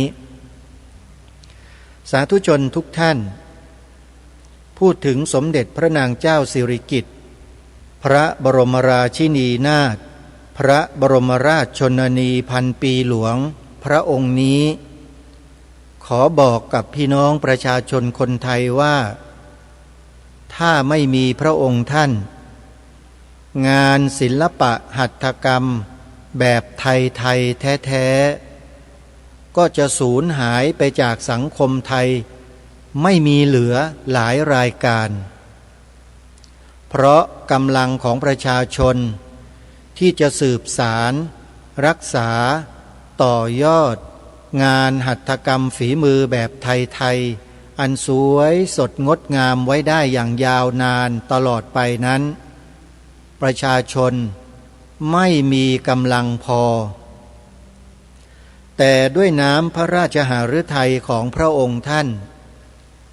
เมื่อครั้งใดก็ตามที่เสด็จพระราชดำเนินตามพระบาทสมเด็จพระบรมชนกาธิเบศรมหาภูมิพลอดุลยเดชมหาราชบรมนาถบพิตรในการเสด็จพระราชดำเนินไปยังตามท้องถิ่นต่างๆของประเทศไทยเมื่อพระองค์ท่านทรงพบทรงเห็นว่าชาวบ้านในหมู่บ้านต่างๆมีงานหัตถกรรมฝีมือที่น่าส่งเสริมเมื่อไรพระองค์จะทรงให้ข้าราชบริพารที่ติดตามเสด็จเก็บรายละเอียดและขึ้นทะเบียนผู้ที่ประกอบอาชีพงานฝีมือหัตถกรรมนี้ไว้แล้วพระองค์ทรงมีพระมหากรุณาธิคุณเชิญท่านเหล่านั้นเนี่ยเข้ามาสืบสารงานหัตถกรรมฝีมือไทยแบบดังกล่าวเอาไว้จนถึงวันนี้ท่านผู้ฟังไม่ใช่แค่นั้นงานหัตถกรรมฝีมือของคนไทยเราโด่งดังไปทั่วทั้งโลกเพราะน้ำพระราชหฤทัยของสมเด็จพระบรมราชชนนีพันปีหลวงพระองค์นี้ทรงใส่พระทัยทรงจัดตั้งเป็นโครงการตามแนวพระราชดำริเพื่อรักษาฝีมือหัตถกรรมไทยเหล่านี้ไว้ขนาดใหญ่เลยจนก่อเกิดศูนย์ศิลปาชีพต่างๆเกิดขึ้นทั่วประเทศอันนี้คือเรื่องที่สำคัญมากถ้าหากว่าพี่น้องประชาชนคนไทยซึ่งเป็นลูกหลานของเจ้าของฝีมือหัตถกรรมไทยที่พระองค์ท่านได้ทรงอุปถัมภ์ค้ำชูอยู่ไม่ช่วยกันสืบสารรักษาต่อยอดต่อไปเนี่ยสิ่งเหล่านี้อาจจะหมดไปจากท้องถิ่นนั้นๆได้แต่ก็ยังโชคดีถึงแม้ว่าจะหมดสิ้นไปจากท้องถิ่นแต่พระองค์ท่านก็ทรงได้สืบสารรักษาต่อยอดไว้ในโครงการตามแนวพระราชดำริที่เรียกว่าศูนย์ศิลปาชีพต่างๆเอาไว้ได้และนี่แหละคือสมบัติอันล้ำค่าของชาติบ้านเมืองอีกชิ้นหนึ่งที่พวกเราคนไทยจะต้องช่วยกันรักษาต่อยอดส่งเสริมให้ถึงที่สุดโดยเฉพาะผู้ที่กุมอำนาจรัฐถ้าหากว่ามีหัวใจเป็นไทยก็จะส่งเสริมสิ่งเหล่านี้ที่พระองค์ ได้ทรงสร้างขึ้นด้วยพระหัตถ์คือศูนย์ศิลปาชีพต่างๆรัฐบาลควรส่งเสริมอย่างยิ่งและควรจัดสรรงบประมาณทุ่มลงไปให้พี่น้องประชาชนคนไทยรุ่นเจนใหม่ๆเนี่ยได้หันเข้ามาใส่ใจและสนใจมากยิ่งขึ้นซึ่งเชื่อว่าผู้มีอำนาจในภาครัฐทำได้แต่ปัญหามันอยู่ที่ว่าจะทำหรือไม่เท่านั้นสิ่งนี้คือสมบัติอันล้ำค่าของแผ่นดินซึ่งองค์การสหประชาชาติโดยเฉพาะยูเนสโกได้ยกย่องงานหัตถกรรมฝีมือไทยที่ทรงส่งเสริมให้เป็นสมบัติอันทรงคุณค่าทางด้านศิลปะวัฒนธรรมของโลกไปแล้วท่านผู้ฟังนี่คือสิ่งสำคัญสำหรับประเทศไทยของเราสิ่งเหล่านี้ที่ได้รับการยกย่องแบบนี้ไม่ใช่ว่ามันจะเกิดขึ้นได้ง่ายๆในโลกแต่พระองค์ท่านทรงทำให้คนไทยเราโดยเฉพาะชาวบ้านชาวไร่ชาวนาชาวสวนที่มีฝีมือหัตถกรรมเป็นพิเศษเนี่ยได้มีชื่อเสียงมีเกียรติยศก้องไปทั้งโลกท่านจะทราบหรือไม่ก็ตามแต่ทางรายการขอสะท้อนให้กับทุกท่านได้ทราบว่าถึงแม้ว่าครอบครัวท่านจะเป็นชาวนาชาวไร่ชาวสวนจะยากจนแต่ท่านไม่เคยจนคุณงามความดีไม่เคยจนฝีมือความสามารถเลยโลกเขายกย่องโดยเฉพาะองค์สมเด็จพระบรมราชชนนีพันปีหลวงยกย่องพวกท่านยกย่องถึงขนาดว่าทรงนำหัตถกรรมฝีมือของพวกเราชาวบ้านธรรมดาเนี่ยมาจัดตั้งเป็นโครงการตามแนวพระราชดำริเพื่อส่งเสริมงานหัตถกรรมฝีมือของท่านทั้งหลายเหล่านั้นดังไปในระดับโลกตั้งนานแล้วขอให้ภาคภูมิใจนะนี่แหละคือน้ำพระราชหฤทัยของสถาบันพระมหากษัตริย์ที่ลูกหลานไทยทั้งหลายจะต้องน้อมรำลึกถึงพระมหากรุณาธิคุณของพระองค์ท่านทั้งหลายทุกพระองค์ขอย้ำว่าทุกพระองค์ไม่ได้ทรงมีความสุขสบายนะท่านผู้ฟังตั้งแต่องค์พระมหากษัตริย์พระบรมราชินีพระบรมวงศานุวงศ์แต่ละพระองค์ไม่ได้สุขสบายนะท่านผู้ฟังทรงห่วงใยประชาอาณาราษฎรของพระองค์ท่านอย่างมากเสด็จพระราชดำเนินไปตามพื้นที่ต่างๆเพื่อนำโครงการตามแนวพระราชดำริไปบูรณาการส่งเสริมพี่น้องประชาชนให้มีอาชีพที่สามารถพึ่งพาตนเองได้ถ้าเราเอาใจใส่ถ้าเราสนใจเราก็จะสามารถยืนหยัดอยู่ในสังคมโลกใบนี้ได้อย่างมีเกียรติและศักดิ์ศรีมากๆยกตัวอย่างเช่นโครงการตามแนวพระราชดำริเศรษฐกิจพอเพียงโครงการตามแนวเศรษฐกิจพอเพียงพระองค์ท่านทรงยกสิ่งสำคัญขึ้นเป็นอันดับต้นๆที่ผู้ดำเนินโครงการนี้จะต้องมีไว้ในหัวใจคือศีลธรรมหรือพูดภาษามนุษย์ง่ายๆก็คือความดีพระองค์ท่านทรงให้ใช้ความดีนำความดีที่พระองค์ท่านทรงพระราชทานไว้หมายถึงความดีที่มีปรากฏอยู่ในหลักธรรมคำสอนของพระพุทธศาสนาใ ฉันทะความปรารถนาความพึงพอใจที่ถูกต้องวีริยะหรือวิริยะความภาคเพียรพยายามอย่างถูกต้องจิตตะความมีความตั้งใจมั่นอย่างถูกต้องวีมังสาหรือวิมังสาความเอาใจใส่ติดตามกิจการงานเหล่านั้นอย่างจดจ่อต่อเนื่องและแก้ไขปรับปรุงอยู่ตลอดเวลาพัฒนาไม่มีวันหยุดอย่างถูกต้องหลักธรรมสี่ประการนี้มีปรากฏอยู่ในอิทธิบาทสี่เป็นองค์คุณเครื่องสำเร็จแห่งพระนิพพานเพราะอิทธิบาทสี่เป็นองค์คุณของอะไรฮะโพธิปักขิยธรรม37ประการท่านผู้ฟังไม่ใช่หลักธรรมธรรมดาเลยและสามารถนำมาประยุกต์ใช้ได้ในทุกองค์กรทุกหน่วยงานทุกบริษัท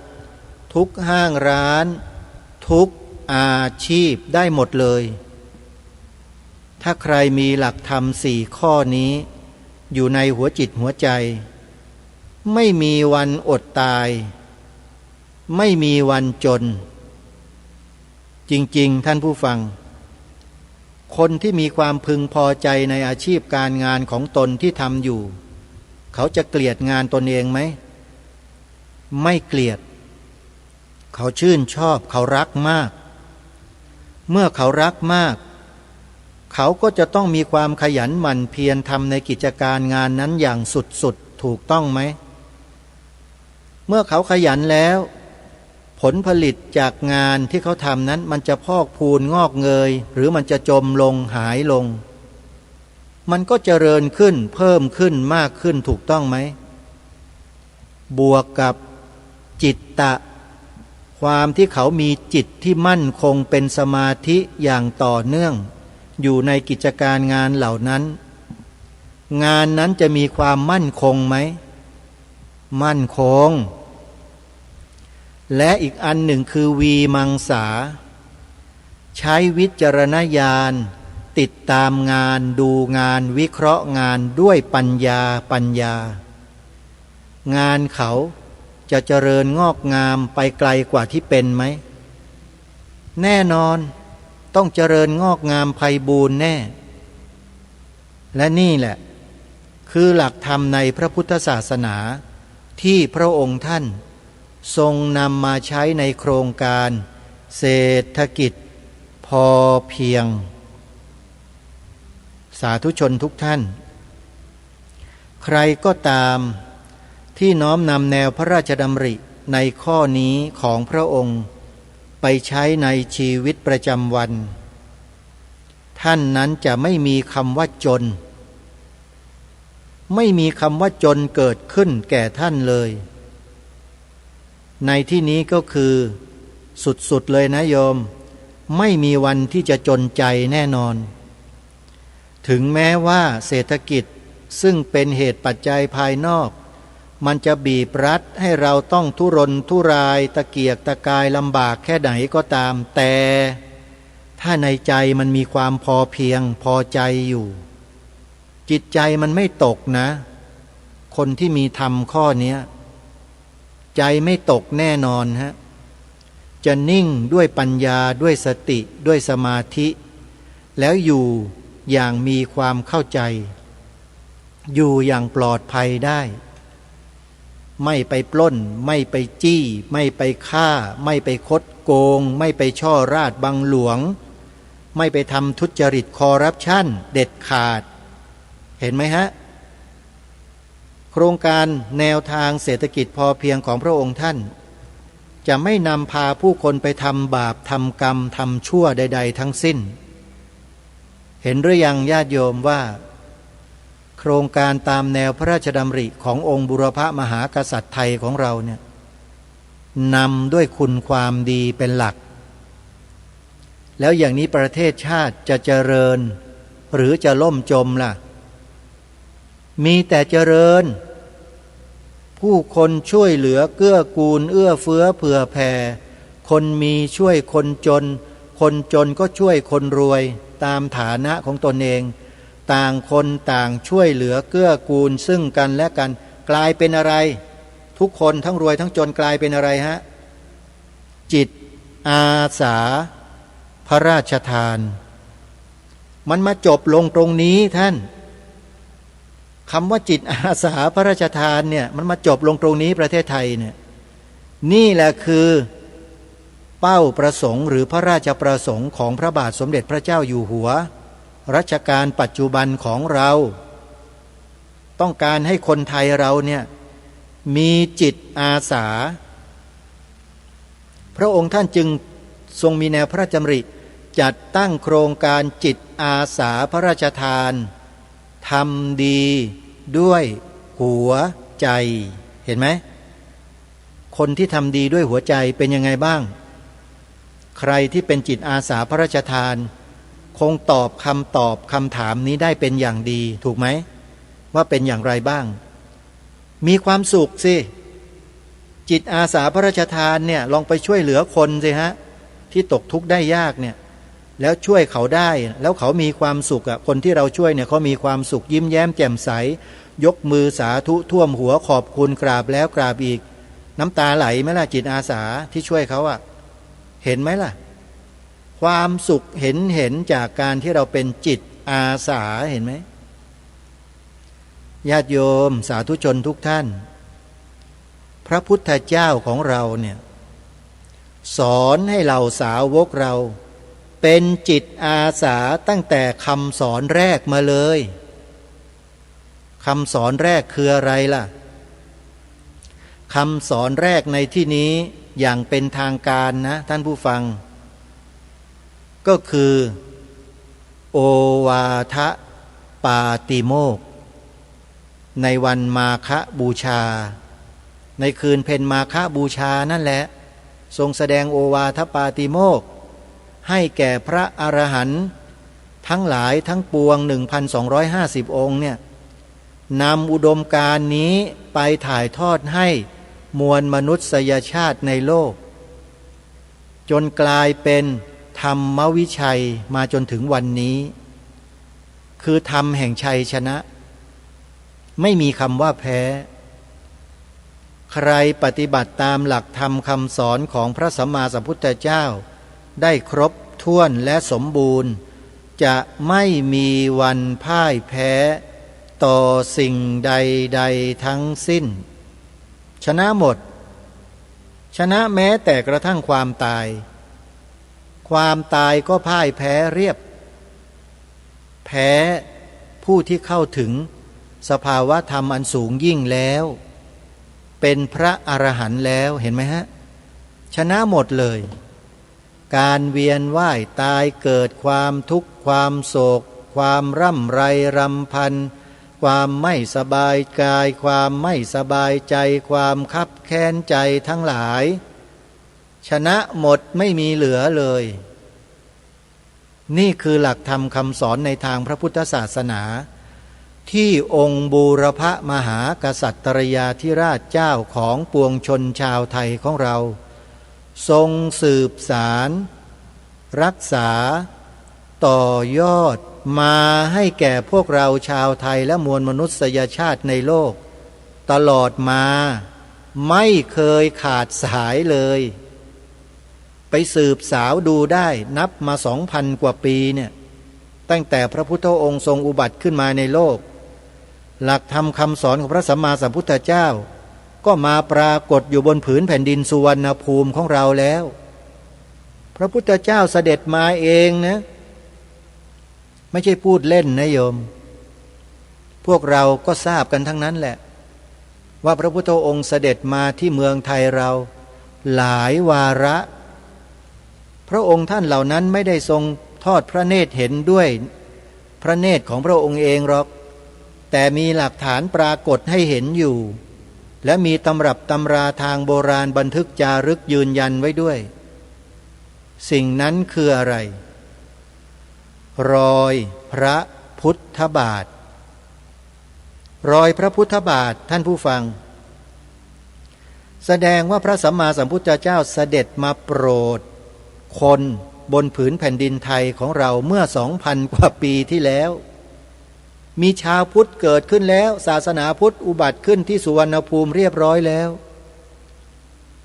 ลองไปสืบค้นดูประวัติศาสตร์ดูสิฮะแหล่งโบราณคดีบางแห่งเช่นเมืองคูบัวจังหวัดราชบุรีถ้ำเขางูหรือถ้ำฤาษีจังหวัดราชบุรีที่นั่นมีถ้ำประดิษฐานพระพุทธรูปไสยญาติที่แกะสลักจากหน้าผาภูเขาในถ้ำและมีพระพุทธรูปนั่งห้อยพระบาทอยู่ในถ้ำเขางูราชบุรีมีจารึกปรากฏอยู่ในแผ่นกระเบื้องจานเมืองคูบัวซึ่งมีอายุ 2,000 กว่าปีมาแล้วแต่เรื่องแผ่นกระเบื้องจานเมืองคูบัวเนี่ยขอบอกกับท่านผู้ฟังไว้นิดนึงก่อนเพื่อสะกิดใจเอาไว้ว่ามีการดราม่าแผ่นกระเบื้องจานชุดนี้ด้วยจากคนในแวดวงสังคมนี่แหละเขาไม่เห็นด้วยเขาบอกว่าแผ่นกระเบื้องจานที่เจ้าคุณอ่ำหรือพระราชกวีอ่ำวัดโสมนัสท่านได้ถอดความออกมาเป็นหนังสือพุทธศาสนสุวรรณภูมิปกรณ์ในปัจจุบันเนี้ยคนเหล่านั้นเขาดราม่าว่าเป็นของปลอมมีคนไปทำแผ่นซีเมนต์ขึ้นมาแล้วเขียนแล้วก็เอาไปใส่ไว้ในซากปรักหักพังโบราณแล้วก็ทำท่าไปขุดค้นกันขึ้นมาเขาว่ากันอย่างนั้นเห็นว่าออกหนังสือหนังสือพิมพ์เป็นข่าวกันในยุคนั้นในสมัยก่อนเมื่อหลาย10 ปีมาแล้วจนเป็นเรื่องเป็นราวจนกระทั่งท่านเจ้าคุณอ่ำก็เงียบไประยะหนึ่งแต่การเงียบของท่านไม่ใช่เงียบเฉยๆท่านได้ถอดความแผ่นกระเบื้องจานประมาณจำนวน800 กว่าแผ่นที่อยู่ในมือของท่านเนี่ยออกมาเป็นตัวอักษรภาษาไทยให้เราอ่านมาจนถึงวันนี้บอกถึงประวัติความเป็นมาของพระพุทธศาสนาในแว่นแคว้นสุวรรณภูมิว่ามีใครเป็นใครอย่างไรมายังไงไปยังไงพระสัมมาสัมพุทธเจ้าเสด็จมาหรือไม่แล้วใครเดินทางไปเข้าเฝ้าสมเด็จพระสัมมาสัมพุทธเจ้าถึงประเทศอินเดียที่มหาเชตวันนู่นคนไทยน่ะมีไหมในหนังสือเล่มนี้บอกไว้หมดเลยในแผ่นกระเบื้องจานเนี่ยเขียนไว้หมดซึ่งเรื่องนี้ถ้าจะศึกษาเรียนรู้ทำความเข้าใจกันแล้วเนี่ยขอให้พวกเราเนี่ยวางใจให้เป็นกลางไว้วางใจให้เป็นกลางหมายความว่าอย่างไรอย่าไปหวั่นไหวกับคำพูดของใครก็ตามที่ยุให้เราเชื่อที่ยุให้เราไม่เชื่อก็แล้วแต่อย่าไปหลงแต่เราจงศึกษาเรียนรู้แล้วดูด้วยตัวเราเองแล้วเราก็รู้ด้วยตัวของเราเองจากตำรับตำราที่ท่านเจ้าคุณพระราชกวีอ่ำทำเอาไว้ให้เนี่ยตำราเล่มนี้มีเพียงเล่มเดียวชื่อว่าพุทธศาสนสุวรรณภูมิปกรณ์อ่านเป็นภาษาบาลีนะโยมไม่มีสระอะตัวที่ออกเสียงประวิสัญชนีที่ออกสระอะเนี่ยไม่มีสระอะนะเขาเรียกว่าประวิสัญชนีไม่มีนะอ่านเป็นภาษาบาลีพุทธศาสนสุวรรณภูมิปกรณ์พิมพ์ลงไปใน YouTube แล้วลองไปฟังไปศึกษาเรียนรู้ไปดูไปอ่านกันก็ได้ใน Google ก็ได้ก็จะมีอีบุ๊กหนังสือพุทธศาสนสุวรรณภูมิปกรณ์ขึ้นมาปรากฏให้เราเปิดเข้าไปดูทีละหน้าอ่านทีละตัวอักษร เยอะแยะเต็มไปหมดเลย ทางรายการเคยนำมาอ่านออกอากาศอยู่ระยะหนึ่งแต่ด้วยภารกิจอื่นแทรกเข้ามาก็เลยหยุดไปซะก่อนท่านผู้ฟังเสียดายที่โอกาสนั้นยังมาไม่ถึงเดี๋ยวถ้ามีโอกาสทางรายการก็จะได้นำมาอ่านออกอากาศให้เราได้สดับรับฟังกันไปโดยลำดับซึ่งที่ผ่านมานั้นได้นำบทคำนำของท่านเจ้าคุณพระราชกวีอ่ำทั้ง6 ครั้งที่ท่านเขียนไว้เนี่ยมาอ่านออกอากาศให้สาธุชนได้มองเห็นภาพรวมของเรื่องราวประวัติศาสตร์ในส่วนนี้ที่ท่านเจ้าคุณพระราชกวีอ่ำท่านได้ถอดความจากแผ่นกระเบื้องจานลงเป็นตำรับตำราพุทธศาสนสุวรรณภูมิปกรณ์มาให้แก่พวกเราได้อ่านได้ศึกษาเรียนรู้กันได้ฟังกันเพราะฉะนั้นงานนี้เนี่ยขอบอกว่าเป็นงานที่หนักหนาสาหัสอยู่ไม่น้อยเลยเพราะนอกจากจะต้องอ่านภาษาที่เราไม่คุ้นเคยแล้วเนี่ยหมายถึงว่าสำเนียงนะสำเนียงไม่ใช่ภาษาไทยนี่แหละแต่เป็นสำเนียงโบราณที่เราไม่คุ้นเคยแล้วจะต้องพยายามอ่านให้พี่น้องคนไทยเราได้ฟังแบบเข้าใจง่ายๆแล้วเนี่ยก็ต้องอธิบายบางคำให้กับพวกเราได้ทราบบ้างโดยการวินิจฉัยด้วยตัวเองนะวินิจฉัยว่าคำนี้น่าจะหมายถึงอย่างนี้นะอะไรอย่างเงี้ยจะหยุดอธิบายเป็นบางช่วงบางตอนให้พวกเราซึ่งเป็นผู้ฟังที่ไม่คุ้นเคยในสำเนียงภาษาโบราณเนี่ยได้เข้าใจกันบ้างไม่มากก็น้อยก็เลยนำมาอ่านให้พวกเราได้ฟังกันได้เพียงนิดหน่อยเท่านั้นเองแต่ก็ถือว่าได้นำเข้าสู่เนื้อหาในหนังสือเล่มนี้ไปแล้วถ้าหากใครสนใจจะกลับไปฟังย้อนกลับไปฟังนะโยม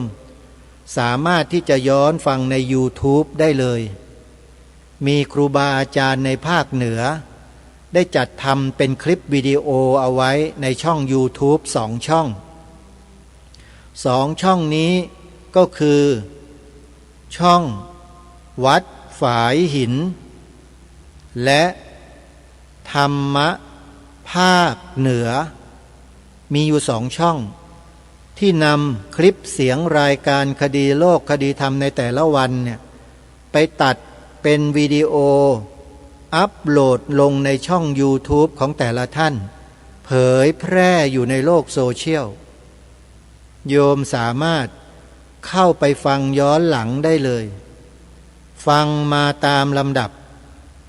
น่าเสียดายจริงๆและญาติโยมเราจำนวนมากเปิดดู YouTube ไม่ค่อยจะเก่งเปิดช่อง YouTube ดูวิดีโอที่รวมกันอยู่ในที่เดียวกันเนี่ยโยมทำกันไม่ค่อยจะเก่งอาจจะทำกันได้อยู่แต่ยังไม่ค่อยจะเก่งนะโยมนะถ้าโยมต้องการเข้าไปดูวิดีโอที่รวมกันอยู่ในที่เดียวกันเนี่ยโยมให้โยมพิมพ์ชื่อช่องของ YouTube แต่ละช่องลงใน YouTube นั่นแหละเช่นวัดฝายหิน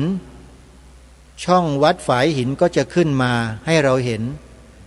แล้วเราก็นำปลายนิ้วก็ดีหรือเมาส์ก็ดีไปแตะที่โลโก้ของช่องแล้วช่องก็จะขึ้นมาปรากฏที่หน้าจอของเราจากนั้น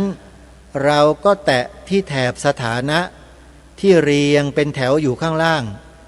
บอกว่าอะไรนะหน้าแรกวิดีโอ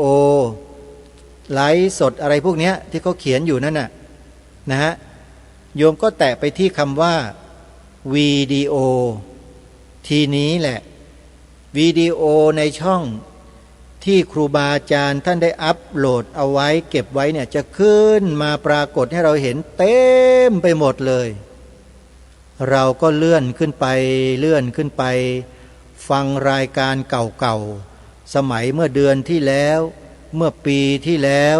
เมื่อ2 ปีที่แล้วมีอยู่ในนั้นหมดเลยญาติโยม เห็นไหมฮะแต่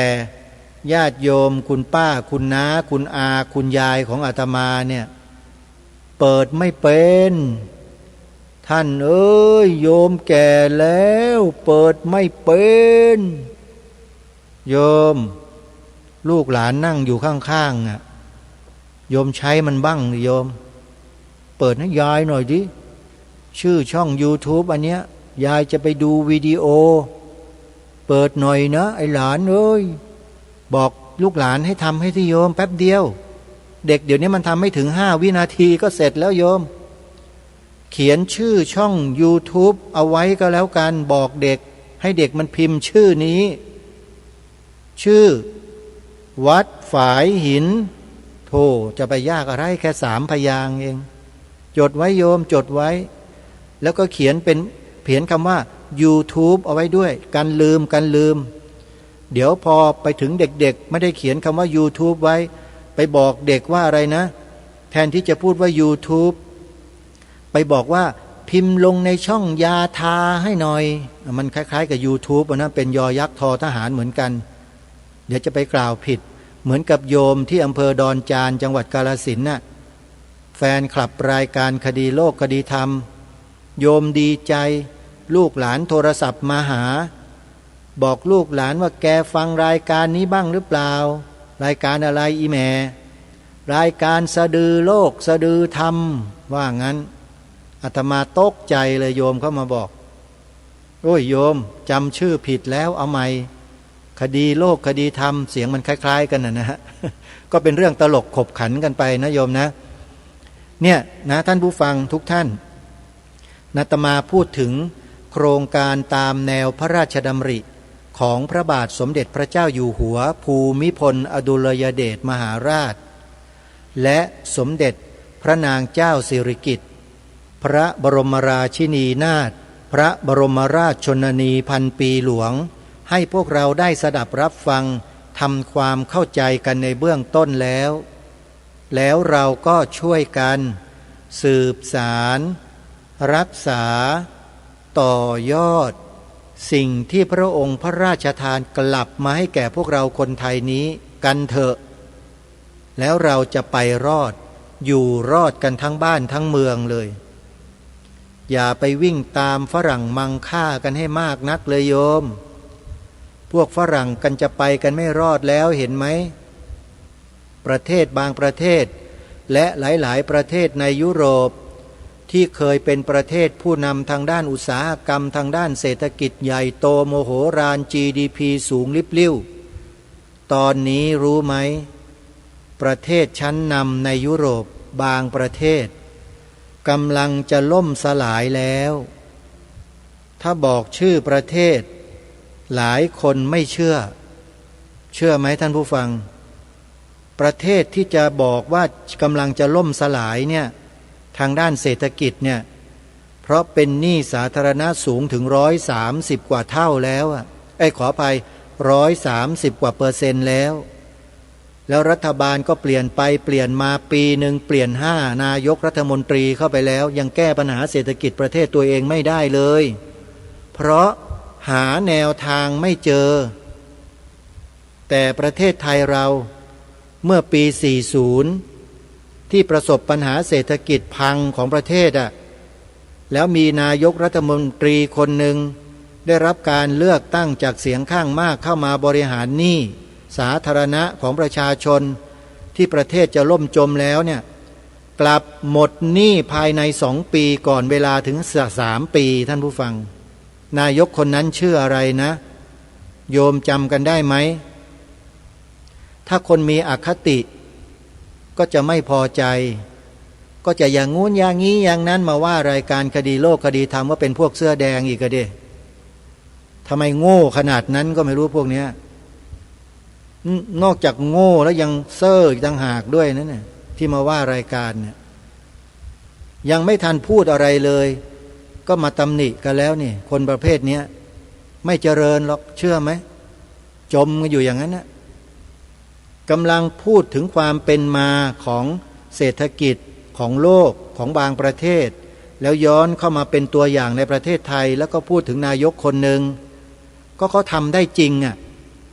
ทำให้ไทยพ้นจากความเป็นหนี้ IMF ได้ก่อนเวลาที่กำหนดนะไม่ใช่แค่นั้นยังทำให้ประชาชนมั่งคั่งมั่งมีกันด้วยแล้วมันผิดตรงไหนอ่ะที่เขาบริหารประเทศแล้วทำให้ประเทศนี้พ้นจากหนี้สินน่ะไม่เหมือนนักการเมืองบางกลุ่มบางพวกหรอกทำให้ประเทศชาตินอกจากจะเป็นหนี้แล้วยังมาทำลายความมั่นคงของชาติตัวเองด้วยวิธีการต่างๆนานาที่ทางการเขาเก็บบันทึกข้อมูลเอาไว้เยอะแยะเรื่องนี้ประชาชนไม่รู้หรอกเพราะอยู่วงนอกแต่ถ้าอยู่วงในแล้วก็จะทราบดีว่าคือเรื่องอะไรตอนนี้เขากำลังจับตาดูเรื่องพวกนี้กันอยู่แล้วก็จับกันได้เพิ่มขึ้นแล้วก็จะกวาดล้างกันจนหมดประเทศนั่นแหละไอ้ความไม่ดีทั้งหลายเนี่ยต่อไปก็จะเหลือแต่สิ่งที่ดีๆคนที่ดีๆก็จะลืมตาอ้าปากขึ้นมายืนอยู่บนสังคมอย่างมีเกียรติและศักดิ์ศรีสักทีหนึ่งคนดีเนี่ยบางทีก็ถูกเหยียบย่ำทำลายอยู่ที่ผ่านมาแต่อนาคตข้างหน้าคนดีก็จะกลับมายืนอย่างสง่าผ่าเผยได้ถ้าพวกเราร่วมด้วยช่วยกันทำยังไงอันดับแรกที่บอกไว้เมื่อวานซืนเนี้ยจำได้ไหมท่านผู้ฟังปักธงพระรัตนตรัยลงไว้ในที่หัวใจของเราให้เหนียวแน่นไปเลยปักเอาไว้เลยพุทธังสรณังคัจฉามิธัมมังสรณังคัจฉามิสังฆังสรณังคัจฉามิทุติยัมปิตติยัมปิปักธงพระรัตนตรัยลงไว้ในหัวใจเป็นการชูธงนี้เอาไว้ชูเอาไว้เลยนะฮะ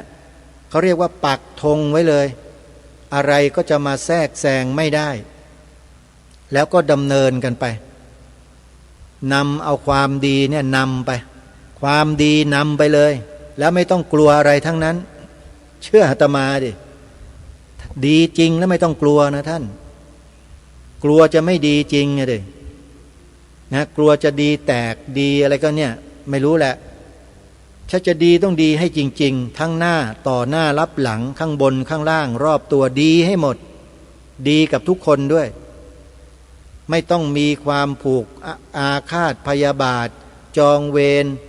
ไม่โลภมากอยากได้อยากมีอยากเป็นไม่ลุ่มหลงมัวเมามีสติสัมปชัญญะนำชีวิตไปสู่เส้นชัยด้วยคุณงามความดีเท่านั้นเดินอย่างเดียวไม่มีคำว่าถอยครูบาอาจารย์ท่านก็สอนก็บอกเราอยู่ตลอดให้ทานนะโยมนะดูแลอุปถัมภ์ส่งเสริมพระภิกษุสงฆ์สามเณรแม่ชีนะโยมนะท่านเหล่านี้เป็นบุคลากรสำคัญที่ขับเคลื่อนธรรมจักรไปข้างหน้าเราก็ช่วยหนุนช่วยสนับสนุนช่วยอุดหนุนกันนะอย่ารออย่ารีอย่าขวางและอย่าหนีนะโยมพระท่านก็บอกสอนเราให้ช่วยกันทำเห็นไหมเขาเรียกว่าบอกบุญเพราะฉะนั้นบุญเท่านั้นแหละที่จะช่วยประเทศชาติบ้านเมืองของเราให้อยู่รอดปลอดภัยได้ตลอดรอดฝั่งไม่ว่าจะยุคใดสมัยใดก็ตามเพราะฉะนั้นให้พวกเราจงทำพูดคิดแต่สิ่งที่ดีนะโยมนะวันนี้เวลาหมดวันพรุ่งนี้มาติดตามรับฟังกันใหม่ขอความสุขความสวัสดีในธรรมแห่งองค์สมเด็จพระบรมศาสดาสัมมาสัมพุทธเจ้าจงปรากฏเกิดมีขึ้นในจิตใจของท่านผู้ฟังทุกท่านทุกคนเทินขอเจริญพรกล้าคิดก็ต้องกล้าทำอย่ากลัวถ้าทำความดีเร่งศึกษาปัญหาให้ทันท่วงทีเมืองไทยจะพัฒนากว่านี้รายการดีๆคดีโลกคดีธรรมขอรำพันบรรยายความคิดเครื่องหมายแห่งสีทั้งสามงามถนัด บริสุทธิ์สีสวัสดิ์หมายพระไตรรัตน์และธรรมะคุ้มจิตไทยแดงคือโลหิตเราใสซึ่งยอมสละได้เพื่อรักษาชาติศาสนาน้ำเงินคือสีโสภาอันจอมประชาถ้าโปรดเป็นของส่วนองค์จัดริ้วเข้าเป็นไตรรงค์จึงเป็นสีธงที่รักแห่งเราชาวไทย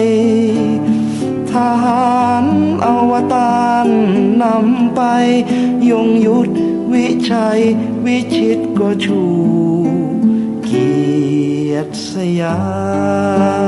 ม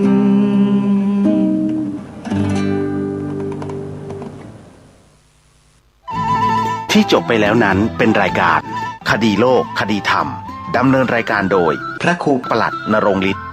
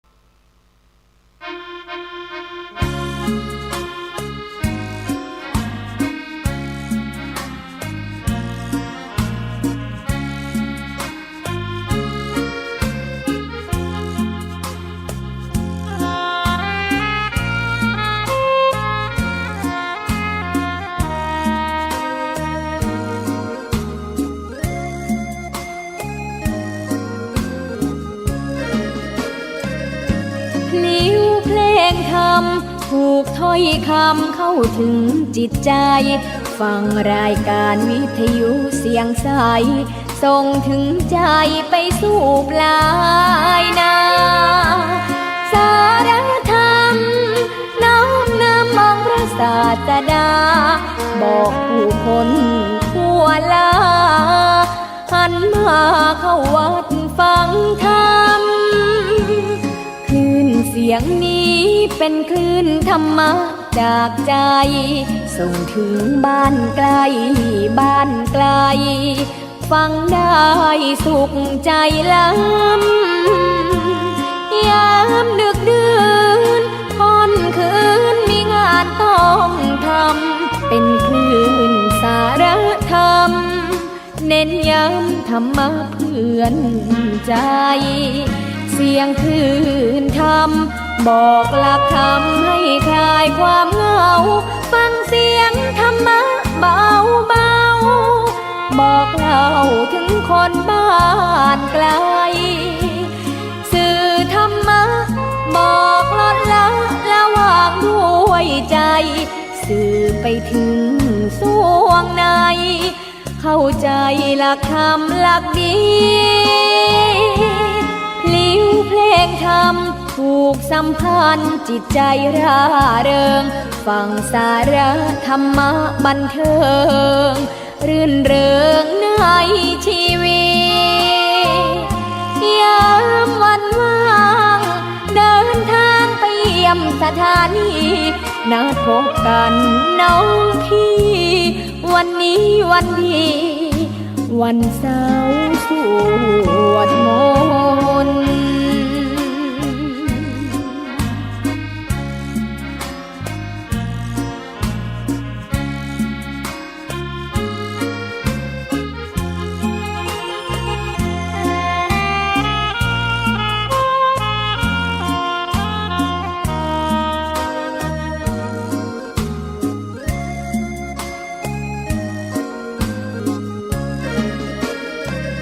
เสียงคลื่นธรรมบอกหลักธรรมให้คลายความเหงาฟังเสียงธรรมะเบาเบา านไกลสื่อธรรมะบอกลดละละวางด้วยใจสื่อไปถึงสวงในเข้าใจหลักธรรมหลักดีพลิ้วเพลงธรรมผูกสัมพันธ์จิตใจร่าเริงฟังสาระธรรมะบันเทิงรื่นเริงในชีวิตยามวันว่างเดินทางไปเยี่ยมสถานีนัดพบกันน้องพี่วันนี้วันดีวันเสาร์ส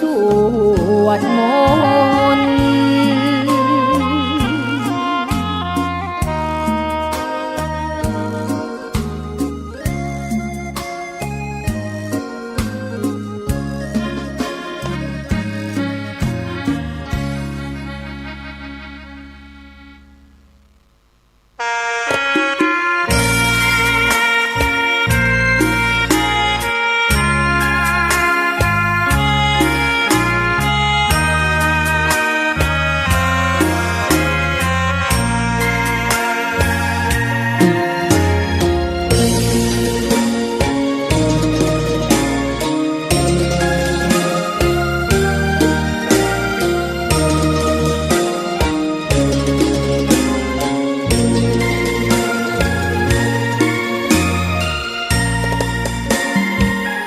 ดอกบัวดอกหนึ่ง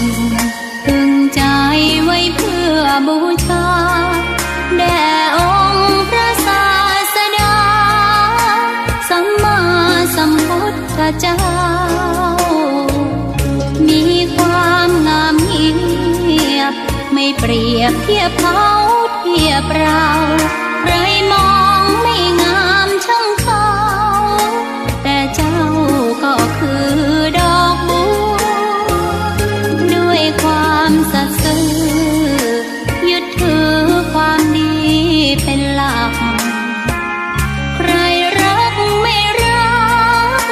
ก็ไม่จมปลักมองมัว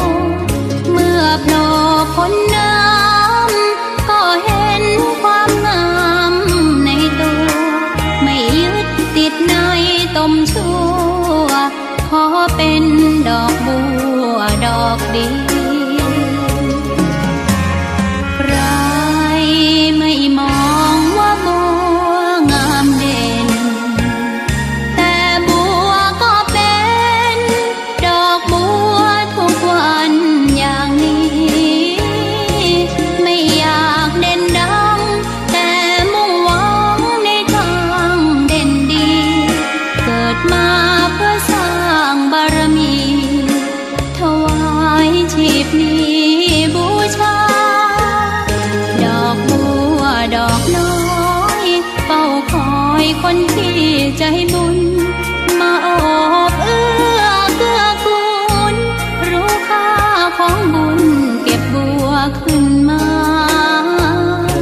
เพื่อสร้างความดีและเสริมบารมีดังว่าใช้ดอกบัวนี้บูชาพระสัมมา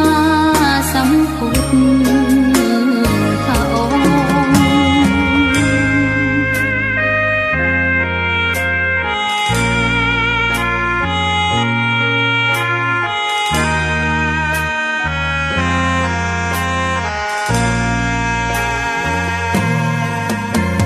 ใคร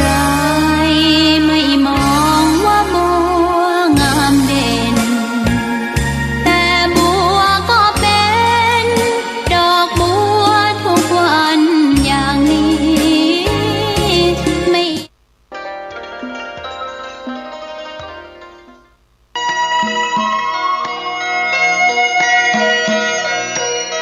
สารเพื่อการประชาสัมพันธ์โครงการปรับภูมิทัศน์และพัฒนาปรับพื้นที่รอบอุโบสถวัด ป่าแดงมหาวิหารมติคณะกรรมการบริหารวัดป่าแดงมหาวิหารครั้งที่ 4/2567 ได้เห็นชอบและอนุมัติให้ดำเนิน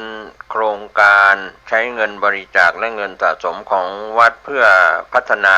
ปรับพื้นที่ของวัดป่าแดงมหาวิหารจึงขอเชิญชวนผู้มีจิตศรัทธาร่วมพัฒนาเพื่อถวายเป็นพระราชกุศลถวายพระเจ้าสามฝั่งแกนและพระเทวีพระเจ้าติโลกราชพระเมืองแก้วและอดีตเจ้าอาวาสวัดป่าแดงมหาวิหารมีพระญาณคัมภีร์พระมหาสวามีโพธินันทะครูบาเจ้าศรีวิชัยพระอธิการอินแก้วอรินทโรครูบาอ่องขอเชิญชวนผู้มีจิตศรัทธามีเจตนาร่วมในข่าวครั้งนี้โอนเงินผ่านธนาคารกรุงไทยสาขาสุเทพชื่อบัญชีวัดป่าแดงมหาวิหารเลขที่บัญชี 521-064-7501 สอบถามรายละเอียดเพื่อร่วมทำบุญได้ที่ 0818815690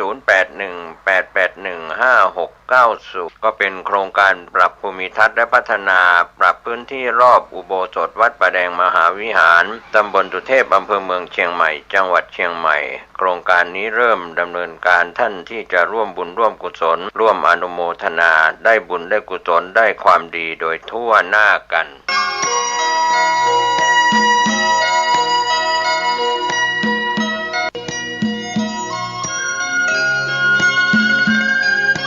เนื่องด้วยศาสตราจารย์พิเศษท่านประเสริฐอยู่เจริญดีได้จัดสร้างสมเด็จพระเจ้าตากสินมหาราชไว้ที่พุทธมณฑลอำเภอดอยหล่อจังหวัดเชียงใหม่ขนาดเท่าวงเวียนใหญ่กรุงเทพมหานครผู้ใดสนใจร่วมทำบุญตามกำลังศรัทธาได้ที่ธนาคารกรุงไทยสาขามีโชคพาซ่าบัญชีเลขที่ 66197074775 ขอให้ผลบุญตามส่งให้บรรลุมรรคผลนิพพานในเวลาอันควรและหากยังไม่ถึงนิพพานเพียงใดขอคำว่าไม่มีอย่าได้บังเกิดขึ้นสาธุสาธุสาธุเนื่องด้วยศาสตราจารย์พิเศษท่านประเสริฐอยู่เจริญดีได้จัดสร้างสมเด็จพุทธาจารย์โตพรหมรังสีไว้ที่วัดรอมพระเจ้าตองอำเภอป่าตางจังหวัดลำพูนขนาดหน้าตักกว้าง16นิ้วประดับด้วยเพชรพลอยผู้ใดสนใจร่วมทำบุญตามกำลังศรัทธาได้ที่ธนาคารกรุงไทยสาขามีโชคพาซ่าบัญชีเลขที่ 661-9-70747-5 ขอให้ผลบุญตามส่งให้บรรลุมรรคผลนิพพานในเวลาอันควรและหากยังไม่ถึงนิพพานเพียงใดขอคำว่าไม่มีอย่าได้บังเกิดสาธุสาธุสาธุ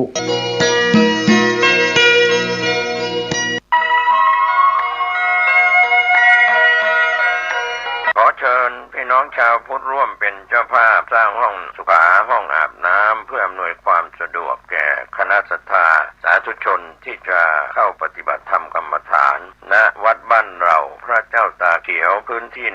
126ตารางเมตรจำนวน23ห้องประกอบด้วยห้องน้ำหญิง8ห้องห้องอาบน้ำ4ห้องห้องสำหรับผู้พิการ1ห้องห้องน้ำชายแบ่งเป็นห้องสุขา5ห้องโถปัสสาวะ3โถห้องอาบน้ำ4ห้องและห้องสำหรับผู้พิการอีก1ห้องท่านผู้ใจบุญใจกุศลร่วมสร้างห้องน้ำห้องขาตารางเมตรละ 10,000 บาทหรือตามกำลังเจตนาศรัทธาติดต่อร่วมทำบุญได้ที่ธนาคารกรุงไทยสาขาป่าซางเลขที่บัญชี 798-00-274-865 ชื่อบัญชีวัดบ้านเราหรือสอบถามรายละเอียดเพิ่มเติมได้ที่พระครูภาวนาโสภิตผู้ช่วยศาสตราจารย์ด็อกเตอร์เจ้าวาดวัดบ้านเราพระเจ้าตาเขียวตำบลบ้านเรือนอำเภอป่าซางจังหวัดลำพูนโทรศัพท์0969525159ได้ทุกวันขออนุโมทนากับเจ้าภาพทางไกลทางไกลและที่ร่วมทำบุญทั้งภาคปกติและออนไลน์ได้บุญได้กุศลได้ร่วมอนุโมทนาโดยทั่วหน้ากันโยมท่านผู้ฟังทั้งหลายอีกเช่นเคยก็เป็นประจำนะโยมนะทุกวันในเวลาเดียวกันนี้และก็ทางสถานีวิทยุแห่งนี้30 นาทีโดยประมาณวันนี้ก็เช่นเดียวกันข ก่อนอื่นก็ต้องขออนุโมทนาต่อคุณโยมเจ้าหน้าที่ทุกท่านทุกคนที่ได้มอบปันเวลาแก่อาตมาได้นำธรรมะออกมาเผยแพร่อนุโมทนาขอบใจต่อญาติต่อโยมทุกท่านทุกคนทุกสารทิศล้วนได้เป็นมิตรในทางธรรมที่ให้กำลังใจติดตามฟังรายการนี้มาด้วยดีตลอดขอบใจนักขอบใจหลายๆต่อไปเฮามาปูชาพระรัตนตรัยนะแล้วก็สวดมนต์เพื่อเป็นมงคลต่อชีวิตเอาละตั้งอกตั้งใจนึกอรหังสัมมาสัมพุทโธภควาพุทธังภวันตังอภิวาเทมิกราบพระพุทธสวากขาโตภควตาธัมโมธัมมังนัมมัสสามิกราบพระธรรมสุปฏิปันโนภควโตสาวกสังโฆสังฆังนัมมามิกราบพระสงฆ์นะโมตัสสะภะคะวะโตอะระหะโตสัมมาสัมพุทธัสสะนะโมตัสสะภะคะวะโตอะระหะโตสัมมาสัมพุทธัสสะนะโมตัสสะภะคะวะโตอะระหะโตสัมมาสัมพุทธัสสะพุทธังสรณังคัจฉามิธัมมังสรณังคัจฉามิสังฆังสรณังคัจฉามิตุติยัมปิพุทธังสรณังคัจฉามิตุติยัมปิธัมมังสรณังคัจฉามิตุติยัมปิสังฆังสรณังคัจฉามิตติยัมปิพุทธังสรณังคัจฉามิตติยัมปิธัมมังสรณังคัจฉามิตติยัมปิสังฆังสรณังคัจฉามิอิติปิโสภะคะวะอะระหังสัมมาสัมพุทโธวิชชาจารณะสัมปันโนสุขโตโลกวิทูอนุตตโรปุริสธรรมสารถิสัทธาเทวมนุษย์สานังพุทโธภค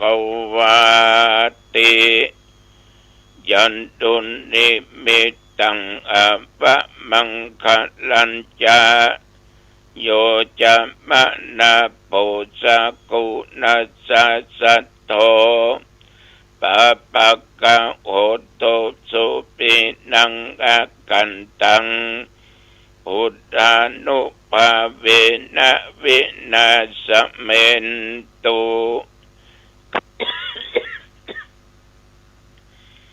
สวากขาโตภะคะวะตาธัมโมสันติติโกอากาลิโกเอกิปัสสิโก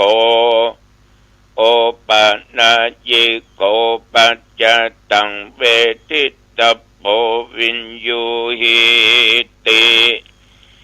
ยันตุนิมิตตังอภมังคลัญจาโยจะมานาโพสกุนัสสะสัทโธปะปะกะโหตุสุปินังอากั